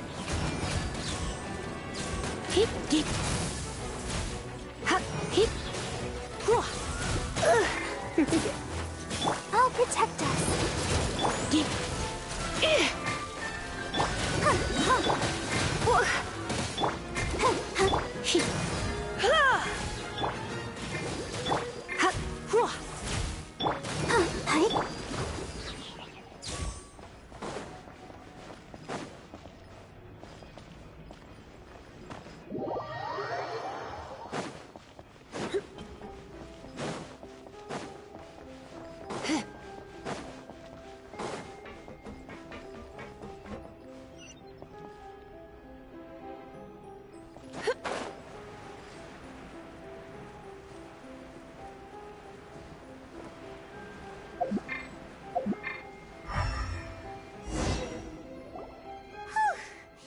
After all that, we finally made it to the innermost sanctum.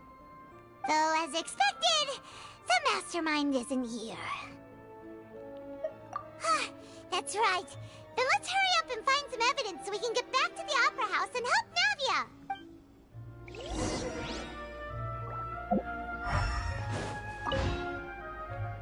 What's all this? Aw, it's a bunch of really cute things. Pink accessories, a hair tie, a necklace, even a makeup box. Oh, Paimon sees it too, but why are all these cute things labeled with different girls' names? Huh? You mean the girls from the serial disappearances? And then they were turned into water, and all the boxes of things, these names. That means... Oh...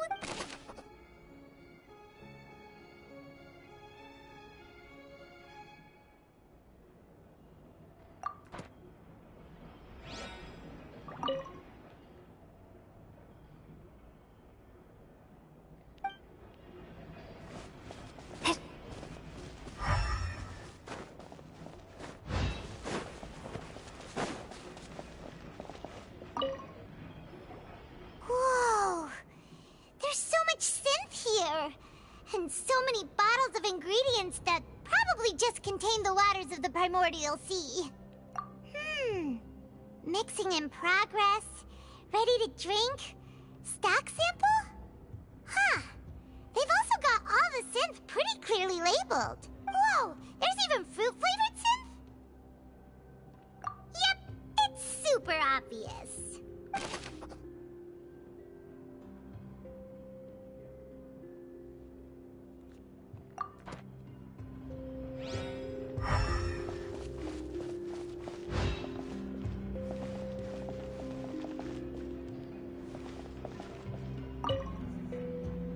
What's this over here? Looks like some kind of place for research. Experiment number 16 aims to verify Jacob Ingold's research conclusions on the primordial sea and use his theory as a foundation to achieve a breakthrough. The experiment was a failure. No individual managed to resurface from the water from the primordial sea. Female specimens 22, 23, and 24 were dissolved.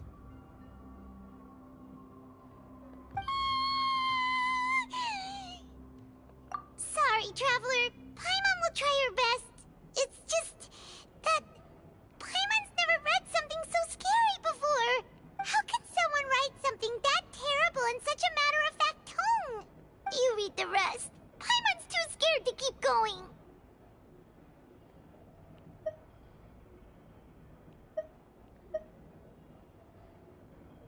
So that's why he did all of these experiments. But did he really think he'd be able to find a way just by dissolving people over and over? That's just insane! Huh? Isn't that the name you heard by the fountain? Paimon thought he was an eyewitness in the serial disappearances case.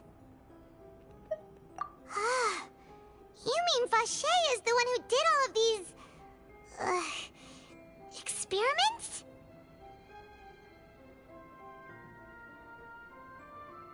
So that's it! Vache was no victim, but personally took his lover and... No, that's not it either! If that's the case, why would he want people to resurface from the water? In any case, Paimon will write it all down.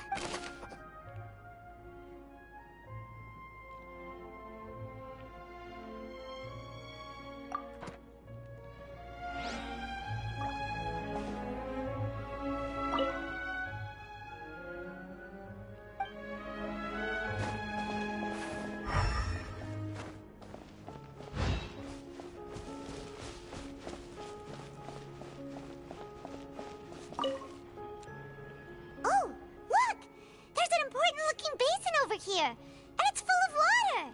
That means this is where they make all the synth, and that special water is the main ingredient. If you dilute it with normal water, you'll get synth, but the pure stuff can dissolve a human. Paimon will take notes on this incriminating evidence.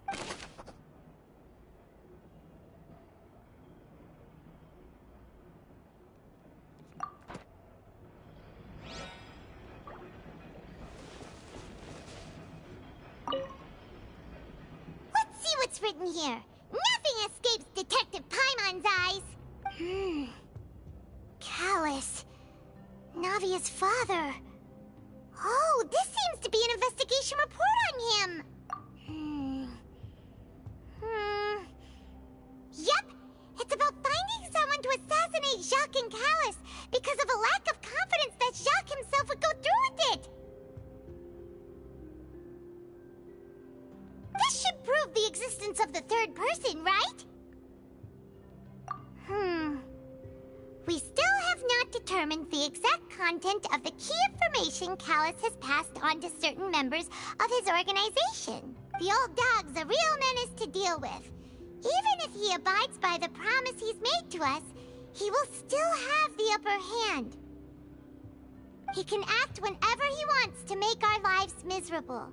The only option left is to remove him from the picture entirely. I concur. Let's send someone to kill him. He won't declare war as long as we don't touch Navia.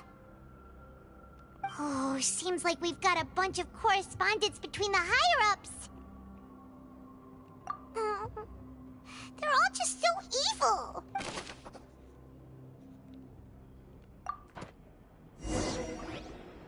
We've looked at almost everything here, and it seems like our theories were spot on.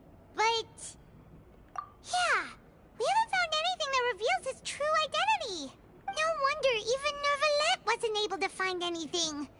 Whoever it is probably destroyed everything to do with that name a long time ago. That way, even if we bring all this back to the opera, we won't be able to identify the true culprit.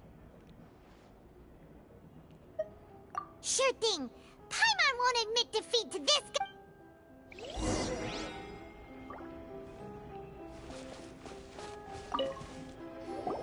You take that side and Paimon will take this side. Check everything carefully.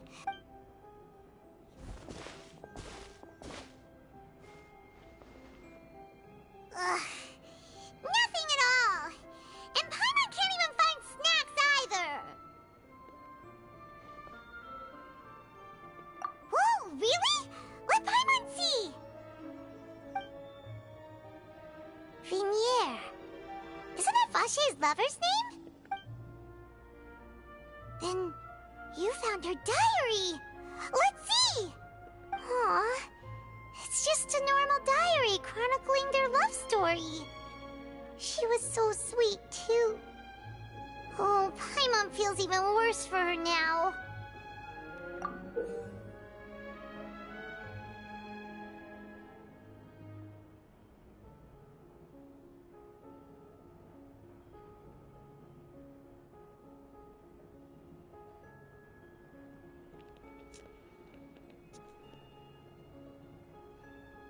So many!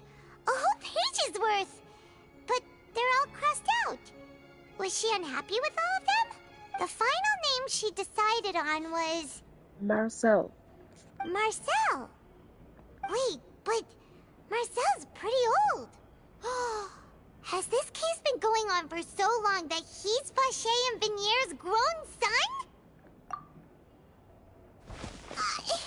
Hey! Paimon still hasn't figured it out yet.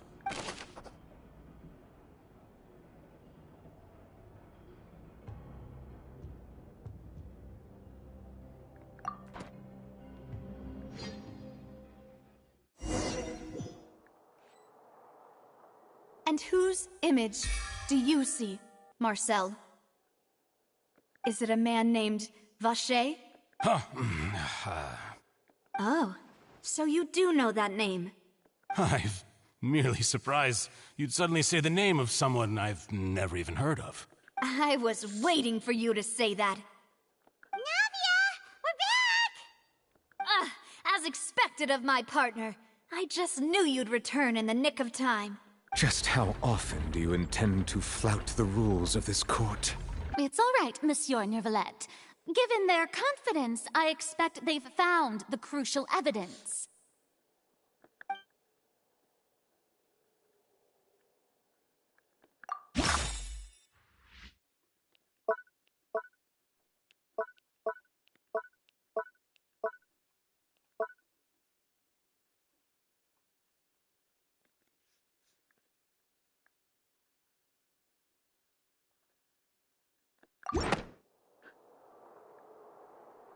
But the truth of it, Marcel, is that you've always been Vache. Huh? We've investigated your lair and we already know everything! After your lover, Vinier, was dissolved, you kept abducting young women to experiment on the hopes of bringing her back to you! You even created Marcel as a new identity and destroyed all records of your past as Vache! So that's it. Even the villains in opera performances rarely go that far. And with that, Marcel's motive has now been established. This information regarding your past also dismantles your prior timing defense. Well, Marcel, do you know where you went wrong? You fixated your gaze on the lover that passed away, instead of paying attention to the living people around you. So, you never noticed how we changed, or how we grew as individuals. You also never understood Boss's real expectations for his daughter. Or our determination to see things through. Your determination. Mr. Marcel, please speak up now if you would like to defend yourself. Otherwise, the trial will move on to the next stage. Do you really think I wanted to do any of this? Pay attention to you? What for? Have you ever paid attention to me? Ever empathized with my pain? Ever known how it feels to watch the love of your life dissolve right in front of your eyes? No one helped me. No one even believed me. All those decades ago, even the officers from the Maison Gardiennage were laughing at me. They said there's no way a human being can turn into water. So I must have gone mad from grief. Vinier's death was brushed away by all of you as if it didn't matter at all. Well, now you know, don't you? Ha! Well, it's too late now. All those who were dissolved are gone forever. You only have yourselves to blame. You set up this ornate opera house in pursuit of your so-called justice, your beloved drama, while turning a blind eye to the suffering of the people. Vignier is dead. We promised each other that we would always be together.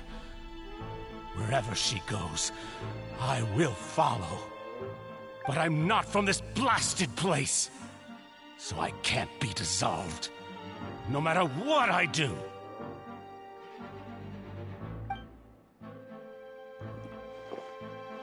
Hey, is that water from the primordial sea that he's drinking? I can't dissolve!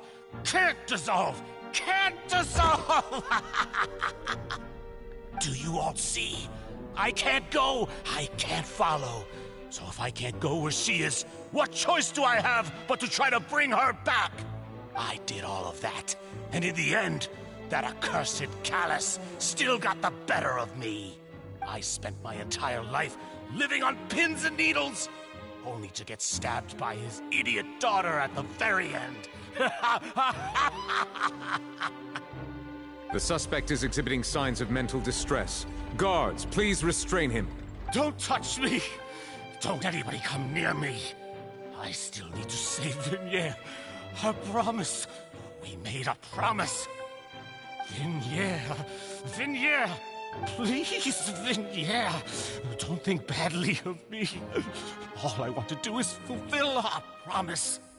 At this point, the verdict of this trial is clear. With Mr. Marcel's conviction, the charges against Mr. Tartaglia no longer have any basis. Fine by me. I was in a bad mood, but after a show like that, I'm actually feeling pretty good. Traveler, please submit all the evidence you have collected to the guards, so that I might review and summarize the truth behind the serial disappearances case.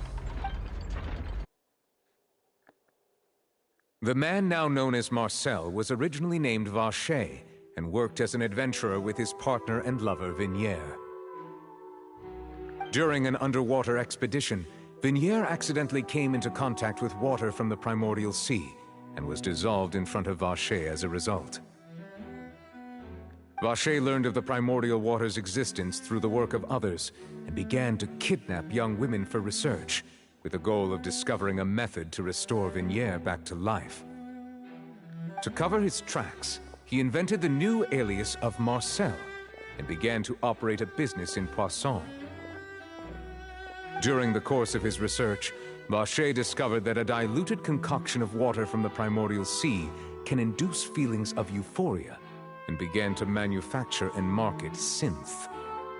However, as he accumulated wealth to fund his continued research and expanded the scope, he came into conflict with Spina di Rosula. After exchanging blows with Spina di Rosula for many years, Vacher decided to assassinate their president Callus at a banquet. Although the assassination did not go as Vacher expected, he was able to turn Callus into the murder suspect by dissolving the assassin he sent to the scene. And just recently, Vacher attempted to frame Linny as the culprit of the serial disappearances case, using a similar method.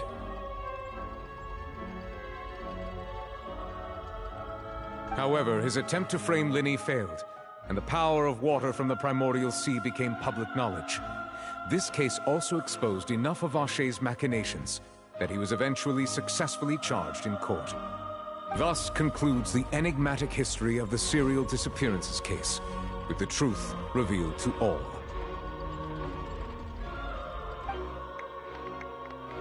The Oratrice will now deliver the final verdict regarding the charges against Mr. Vacher.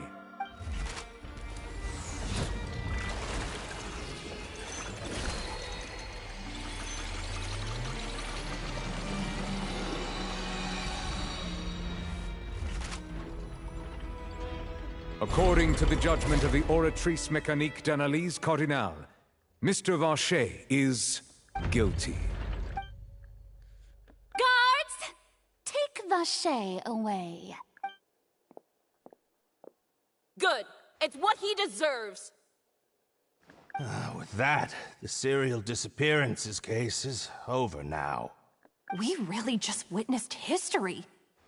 thought the true culprit would be such a polite and well-spoken guy. Yippee! We helped Navia bring the bad guy to justice! He's hurt so many innocent people and now he's finally getting what he deserves. Huh? Are you okay? Demoiselle, you were absolutely brilliant. The day our late boss had always hoped for has finally come. You can rest easy now, knowing justice has been served. Yeah.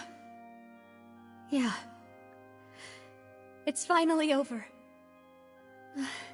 It's all thanks to you guys. And my partner. See, Papa? Spina di Rosula's still doing well with me at the helm. Well now, hasn't this been a most delicious piece of drama? The villain has been caught, justice has been served, past wrongs have been righted, and it's a big ol' happy ending.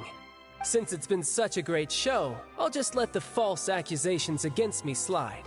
Either way, I've still got some business to attend to, so— Please wait just one moment, Mr. Tartaglia. What now? None of this has anything to do with me. According to court protocol, since this trial was initiated due to a charge against you, a verdict must also be made regarding the initial charge before the trial can conclude. Oh, come on. Is this really necessary? Haven't you already caught the real criminal? Isn't it time for side characters like me to exit stage left? Please respect the laws of Fontaine. This has always been the rule. All right, but this sure is a lot of hassle. All I need to do is stand over there, right? Let's just get this over with. Through evidence presented in the public trial that was just held, it has been established that Mr. Tartaglia has no direct connection to the serial disappearances case. The guilty party has been identified, and thus it is logical to suppose Mr. Tartaglia is innocent of the charges.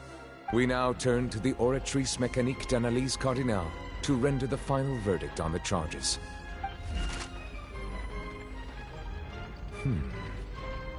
According to the judgment of the Oratrice Mécanique d'Analyse Cardinale, Mr. Tartaglia is guilty.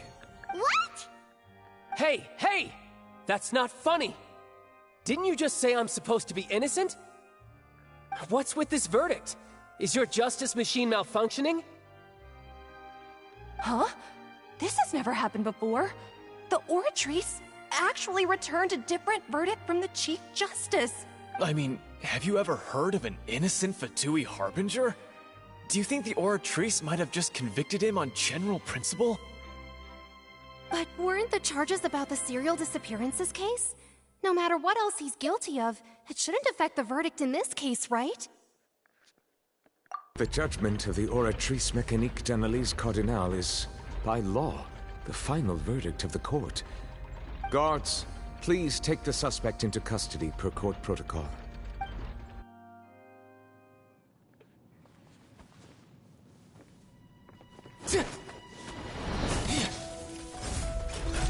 So this is how justice is done in Fontaine. What a joke. You've got your rules. Well, I've got mine too!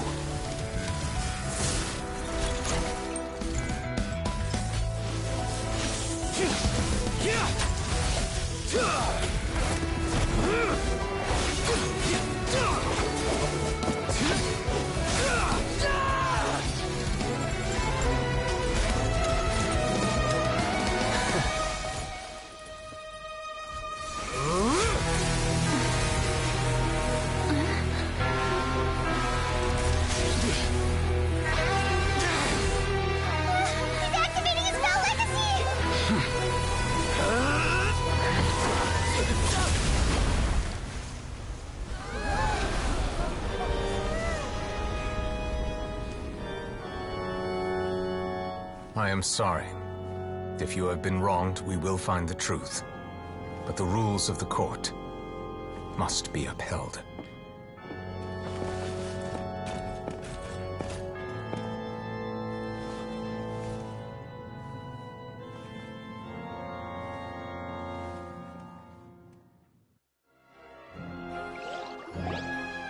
Hey, Monsieur Novelette, what's going on? Shouldn't they have been cleared already? Apologies.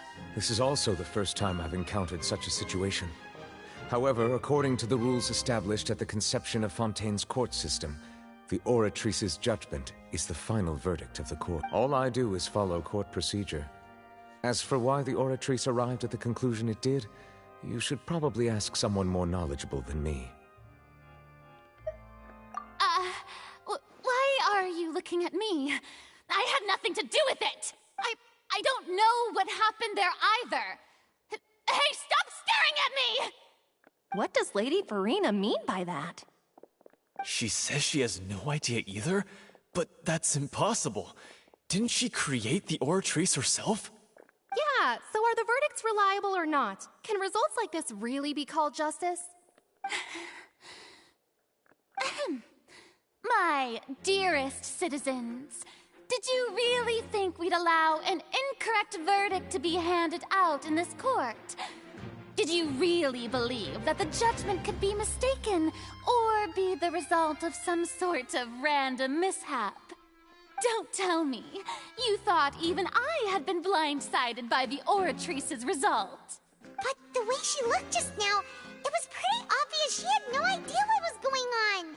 However, given the state of things, I shall give you an explanation. Everything that just took place, including my supposed shock and bafflement, was a part of an elaborate performance, with every action meant to stir up drama and excitement. And, of course, for every performance there is a script. Everything has unfolded exactly as I expected from the very beginning. As the embodiment of the very concept of justice, the Oratrice shall never render an arbitrary judgment! If you thought Child had nothing to do with the serial disappearances case, it is only because you've been blinded by the superficial appearance of innocence. Everything he's done, not to mention the danger he poses, are beyond ordinary comprehension and completely unforgivable! All shall be revealed in time. You will come to understand my noble intentions, as well as the absolute correctness of the Oratrice's verdict.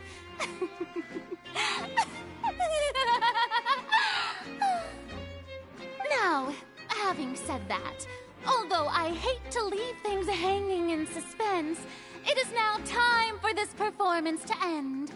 As the lead actress, I shall be the first to take my leave. Toodaloo! So she chose to make her escape after all, did she? So you're saying we shouldn't put much stock into what she just said? She probably just put on that performance to save face. As for the truth, it's unlikely that she actually has any idea. However, please be assured that I will continue to investigate this case in a personal capacity. Just as I promised, if the judgment has been incorrect, we will do our utmost to clear his name. All right. Even though we feel pretty badly for him, we'll take your word for it for now. After all, he's done plenty of bad stuff, so he should have known he'd go to prison someday, right?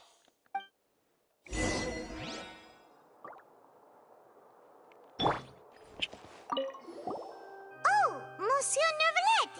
That power you showed when you took him down. Who are you really? I'm the Chief Justice of Fontaine, of course. If officers of the law lack the strength and capability to enforce it, then it makes a mockery of justice.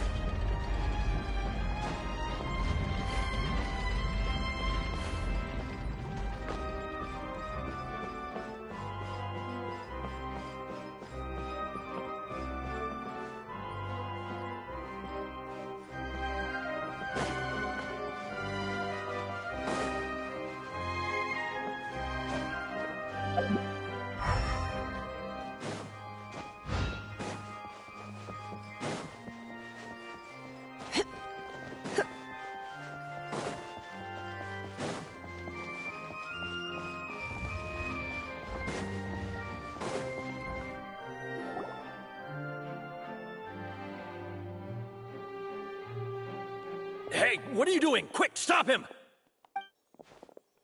Traveler! Hey! Traveler! Marcel! What are you doing over here? Stop resisting arrest! Cease, or we'll add another charge to the list. No, wait! I just want to ask the Traveler something. I'm not looking to run away. Please, just let me ask this one small thing. Go on. Thank you. I was being led away when I finally realized something. Where did you first hear the name Vacher?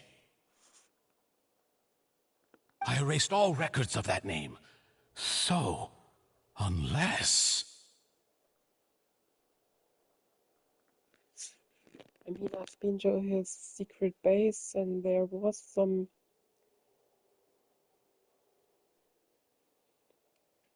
notes about Vacher, I think. There were. Are you still trying to prove your innocence? Give it up. You've already been convicted. Really? You did? You're sure? You met her? But how could that be? How did you manage to do it? The Fountain of Lucine? Then she's been so close to me all along. And I just never... Please give me a chance to talk to her again.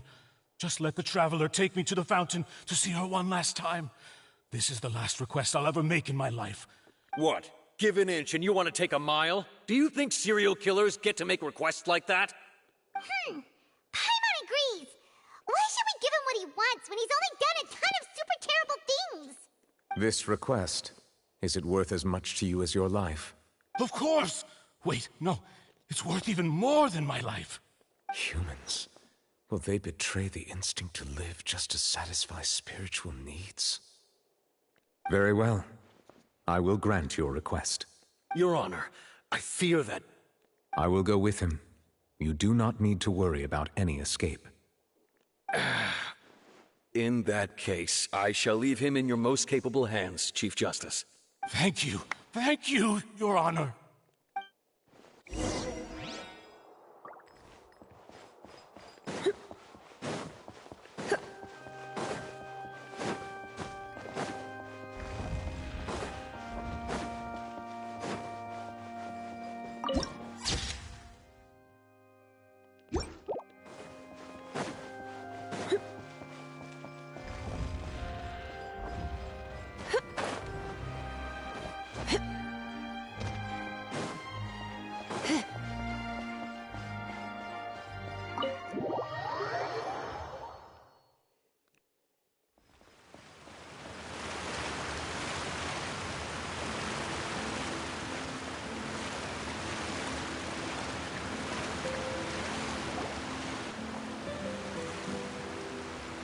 Is this the place?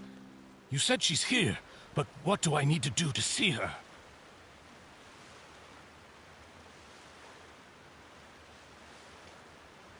Yeah, and even Paimon could hear her after drinking that thing. Didn't you just drink a lot of it on the stage as well? Oh, in that case... Vacher! Ah! Yes, that's it! So you heard it too! Vignier, it's me! It's me, Vacher! Vacher? Vacher! I'm here! Where are you, Vignier? I'm coming for you. I'm finally here for you. Hey, wait! Be careful! Hey, what? Vignier, is that you? It's me, Vacher! Vignier! Vacher? Why did you come? Didn't I say? You don't need to look for me. You look a lot older than I remember. How long has it been? It's been more than 20 years. I've suffered for over 20 years since the day you left. All this time, only the thought of bringing you back has kept me alive. Nothing else mattered to me. I must be dreaming. Who would have thought I'd get the chance to tell you all of my feelings like this? Vignier, you are my everything. I really don't know how I could live without you. But Vache, if you ask me, this world would be better off without you. What are you saying? If not for you, I would have finished my law degree and probably become a top-tier attorney one day. If not for you, I would have continued to pursue my love of the arts, and my works would have been displayed in the Palais Mermonia itself. If not for you, I would at least have been able to take care of my mother. And she would not have grown old and died alone, with nothing but the tears on her cheeks. How does she know that? It's all because of your selfishness, Vache. It's all because of you. You... Wait, you are not Vignier. Who are you? You're right. I am not Vignier. I am the sacrifices. Every woman who died by your hand, as our bodies dissolved, our consciousnesses flowed back to the primordial sea.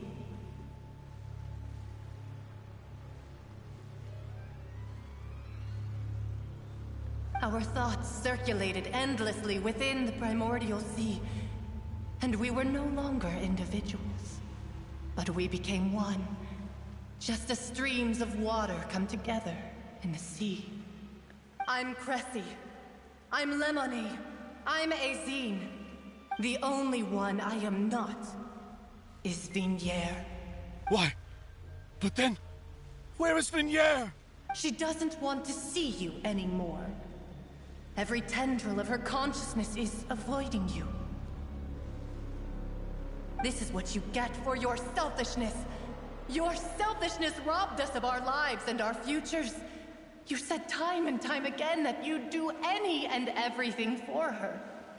But did you ever consider whether she'd want to see you do the things that you did? If she would despise you for what you became?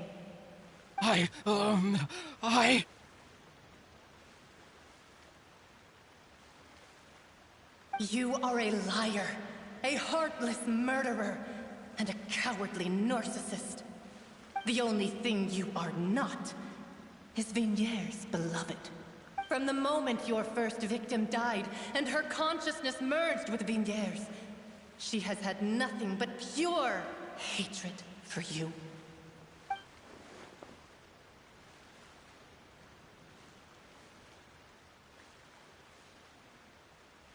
No!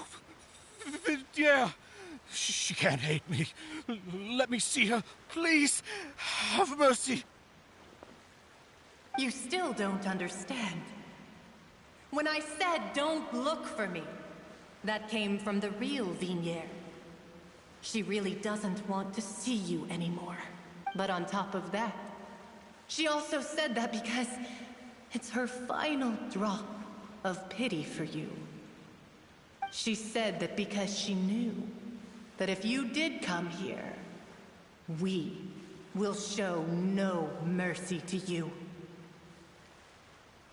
Vache. Vache? Vache. Vache. Vache. Vache. Drown.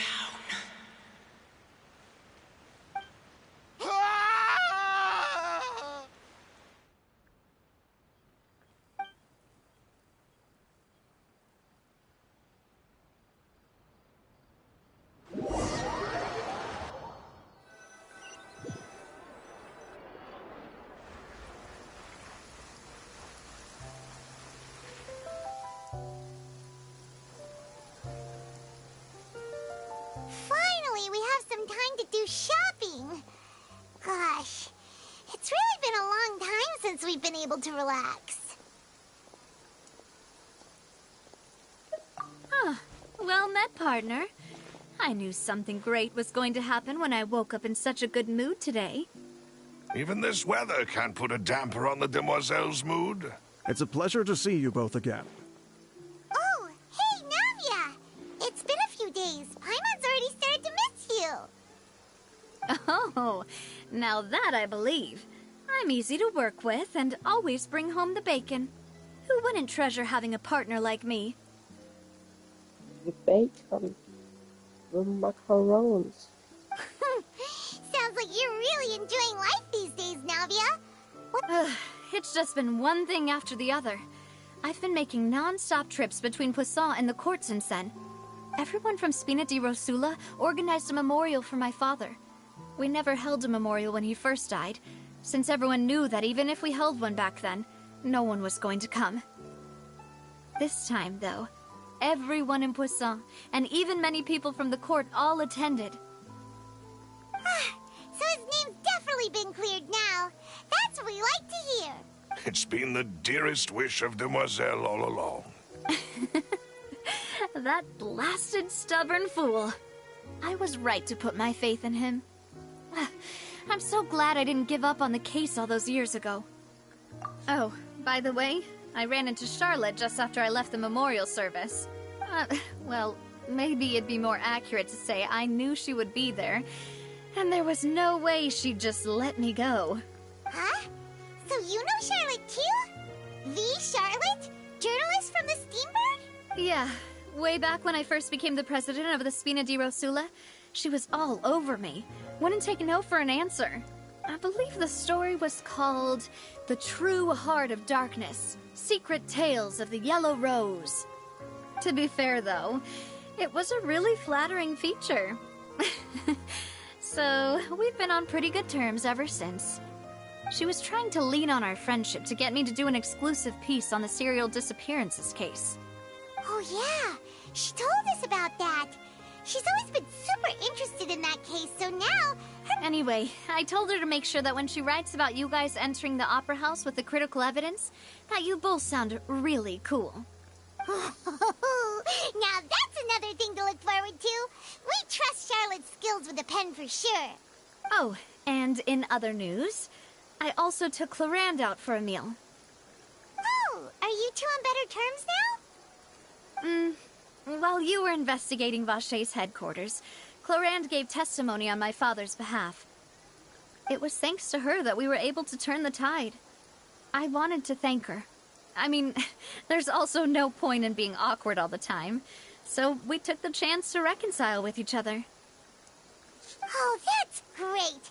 Paimon also thought Clarand wasn't actually a bad person. It's always good to have more friends.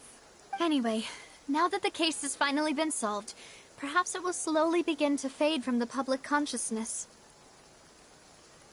Oh, actually, there's still one last thing I need to do. What is it? I should pay a visit to my father's grave, and tell him the truth of what happened, as well as how it all ended. And on top of that, just how much people still look up to him, to this day. That includes me. Miss Navia. Indeed. We want to go too! We also think Callus is a really admirable person. Sure thing. I'd like you two to share the moment with me. After all, without you, there might not have been such a positive ending. And in that case, everyone, let's be off. Considering the recent weather, we'll be lucky if we can reach Poisson before dark. Yeah, you're right. It's been raining non-stop for a few days now.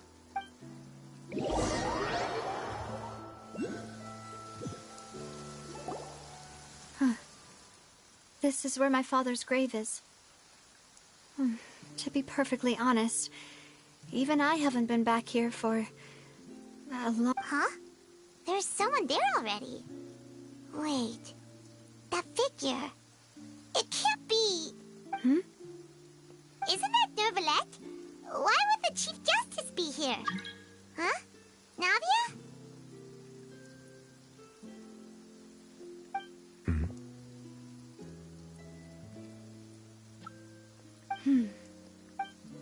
My apologies.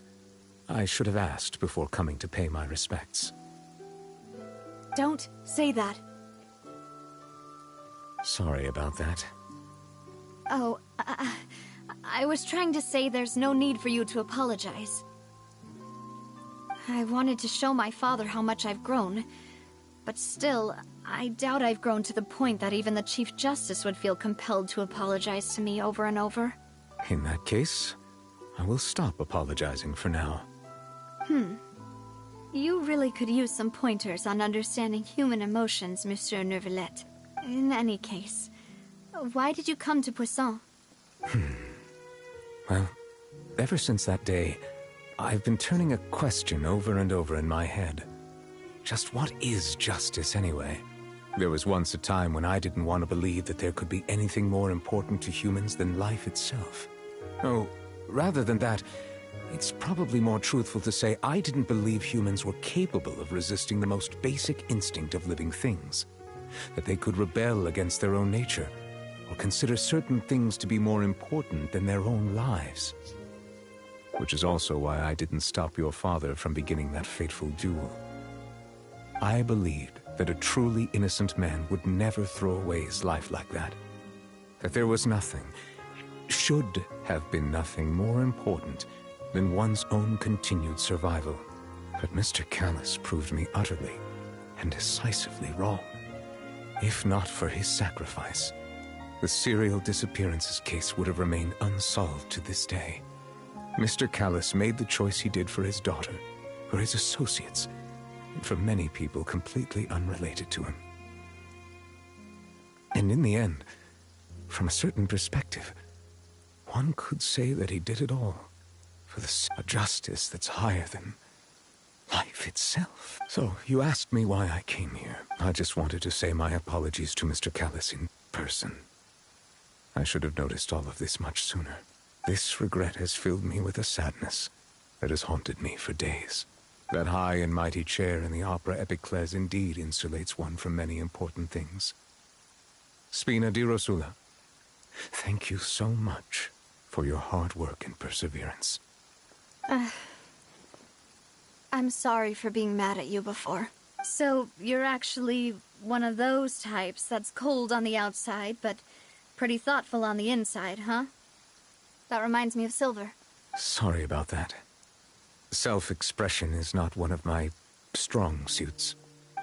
Didn't I just say you don't need to apologize? Ah, so Navia and Neuvillette seem to have made their peace as well. Let's not disturb them for now. We can wait till after they're done.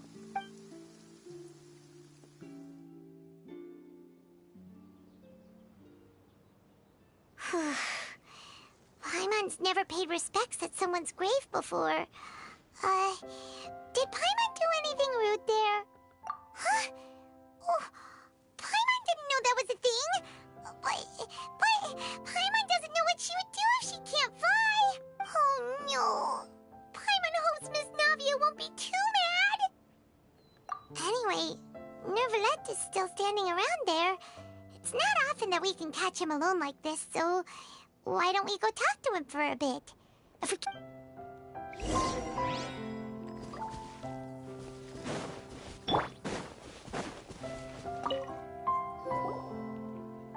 Oh, it's you two. Did Miss Navia invite you to come pay your... We ran into Navia on the streets today, so we just followed her here. I see. Then is there something that I can help you with? Well, it's pretty hard to run into you like this, since you're usually super busy. So we figured we could try to ask you a few questions. Please feel free. Though outsiders, you helped us solve one of the greatest mysteries in Fontaine, and it would be my pleasure to return the favor.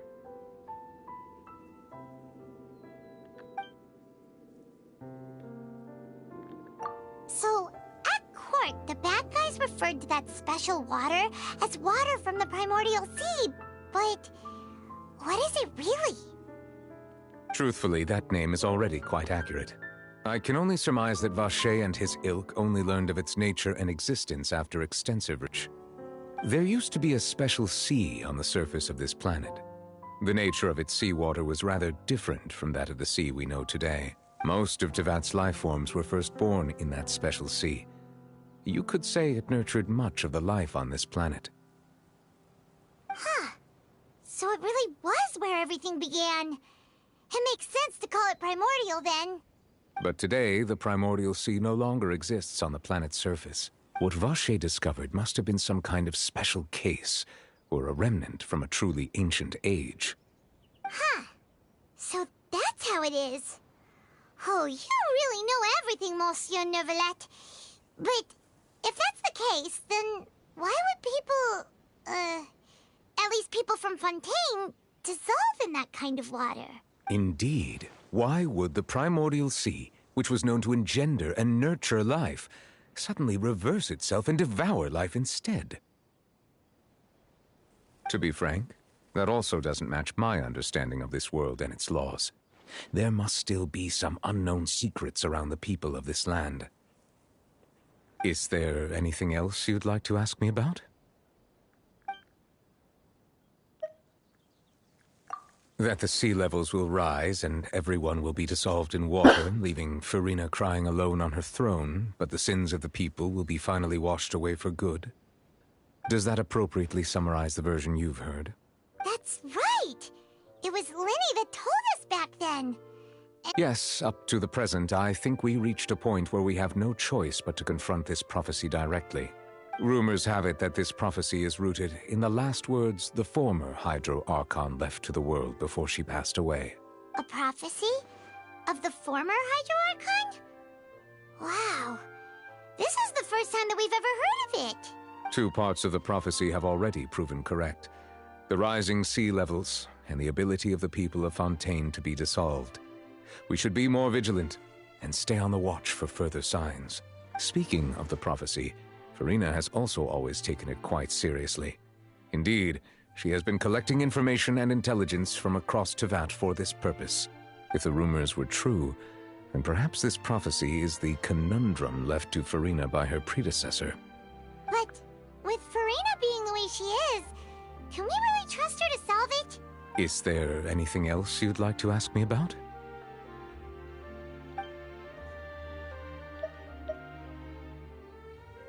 My apologies. My investigation has still not reached its However, I still believe the judgment of the Oratrice was not rendered arbitrarily. But you also said you thought he was innocent. For many years, I have been quite aware that the Oratrice does not simply mechanically repeat the verdict that I give on each case. As a divinely created mechanism, the people's unified faith in the concept of justice is integrated into it. Not only can it produce the incredible power of indemnitium, but it likely also possesses other traits, such as self-awareness. Which is all to say, I have been prepared for a situation like this for a long time. Huh. So when Linny told us that he heard a human voice from the room where the Oratrice's core is stored... I was not aware such a thing had occurred. Perhaps that could serve to prove my conjecture.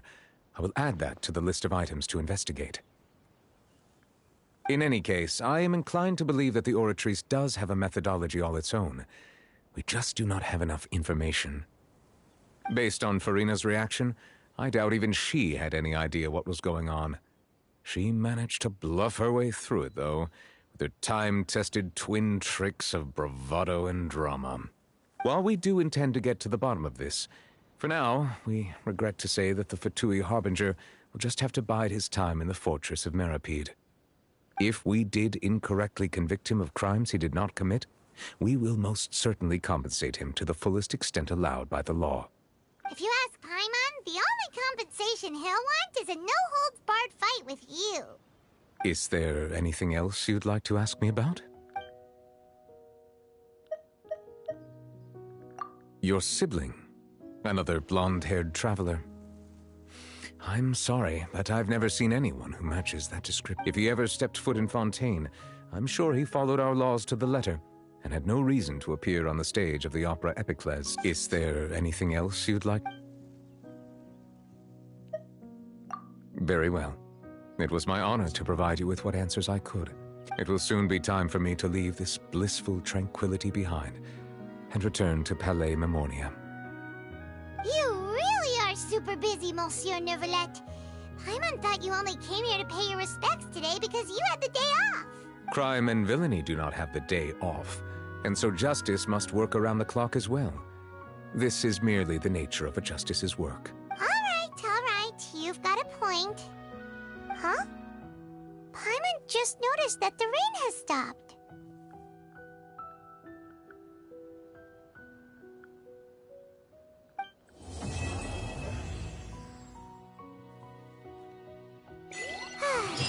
You know, we've been walking around for a while now. Why don't we go back to the Spina di Rosula base in the Court of Fontaine and have a rest? Navia said something about having a place ready for us there, didn't she? Come on, let's go!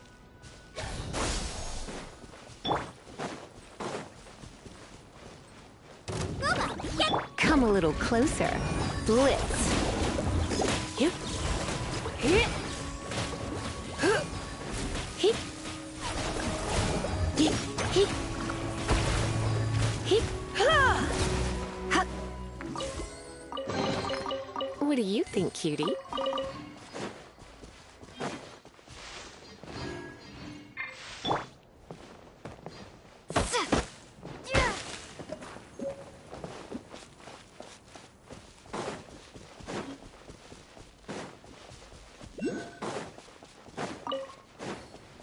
I think I'm done for today.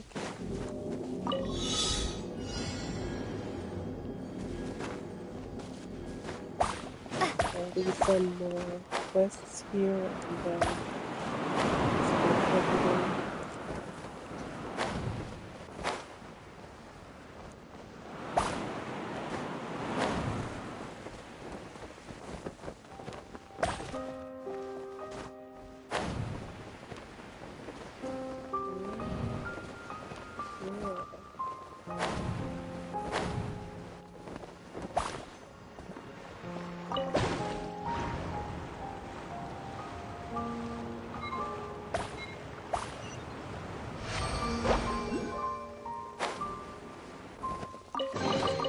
Is this an answer from this world?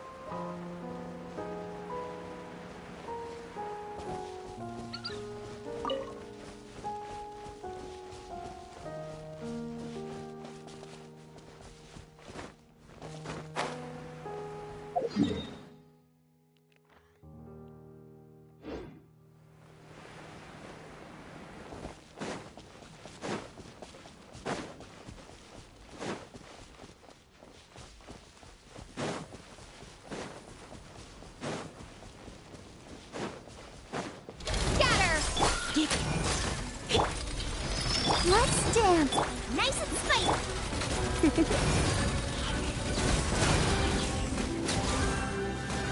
Huh? Yep. Huh. Huh. Hit. Hit. Hit. Here.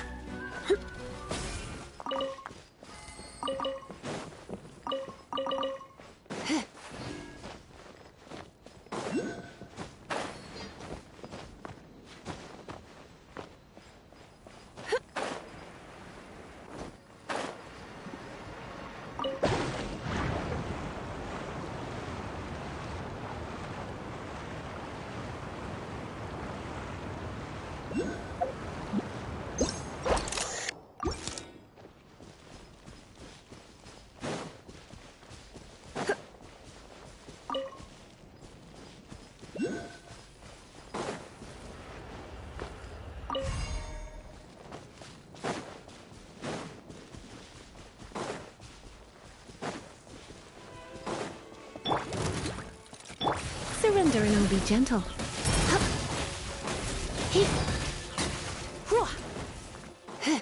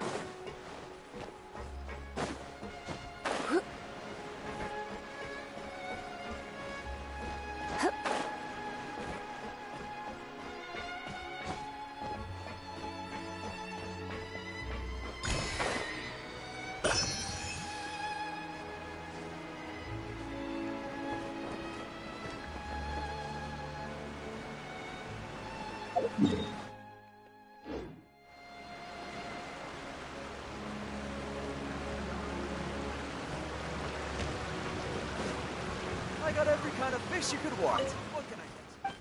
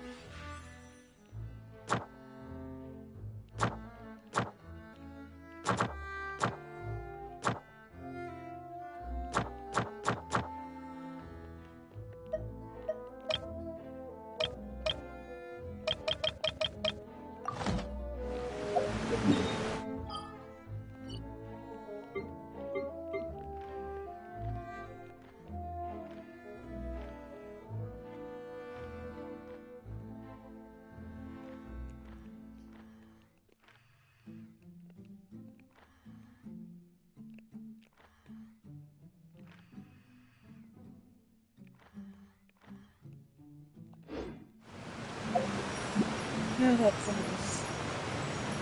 It's Saturday evening.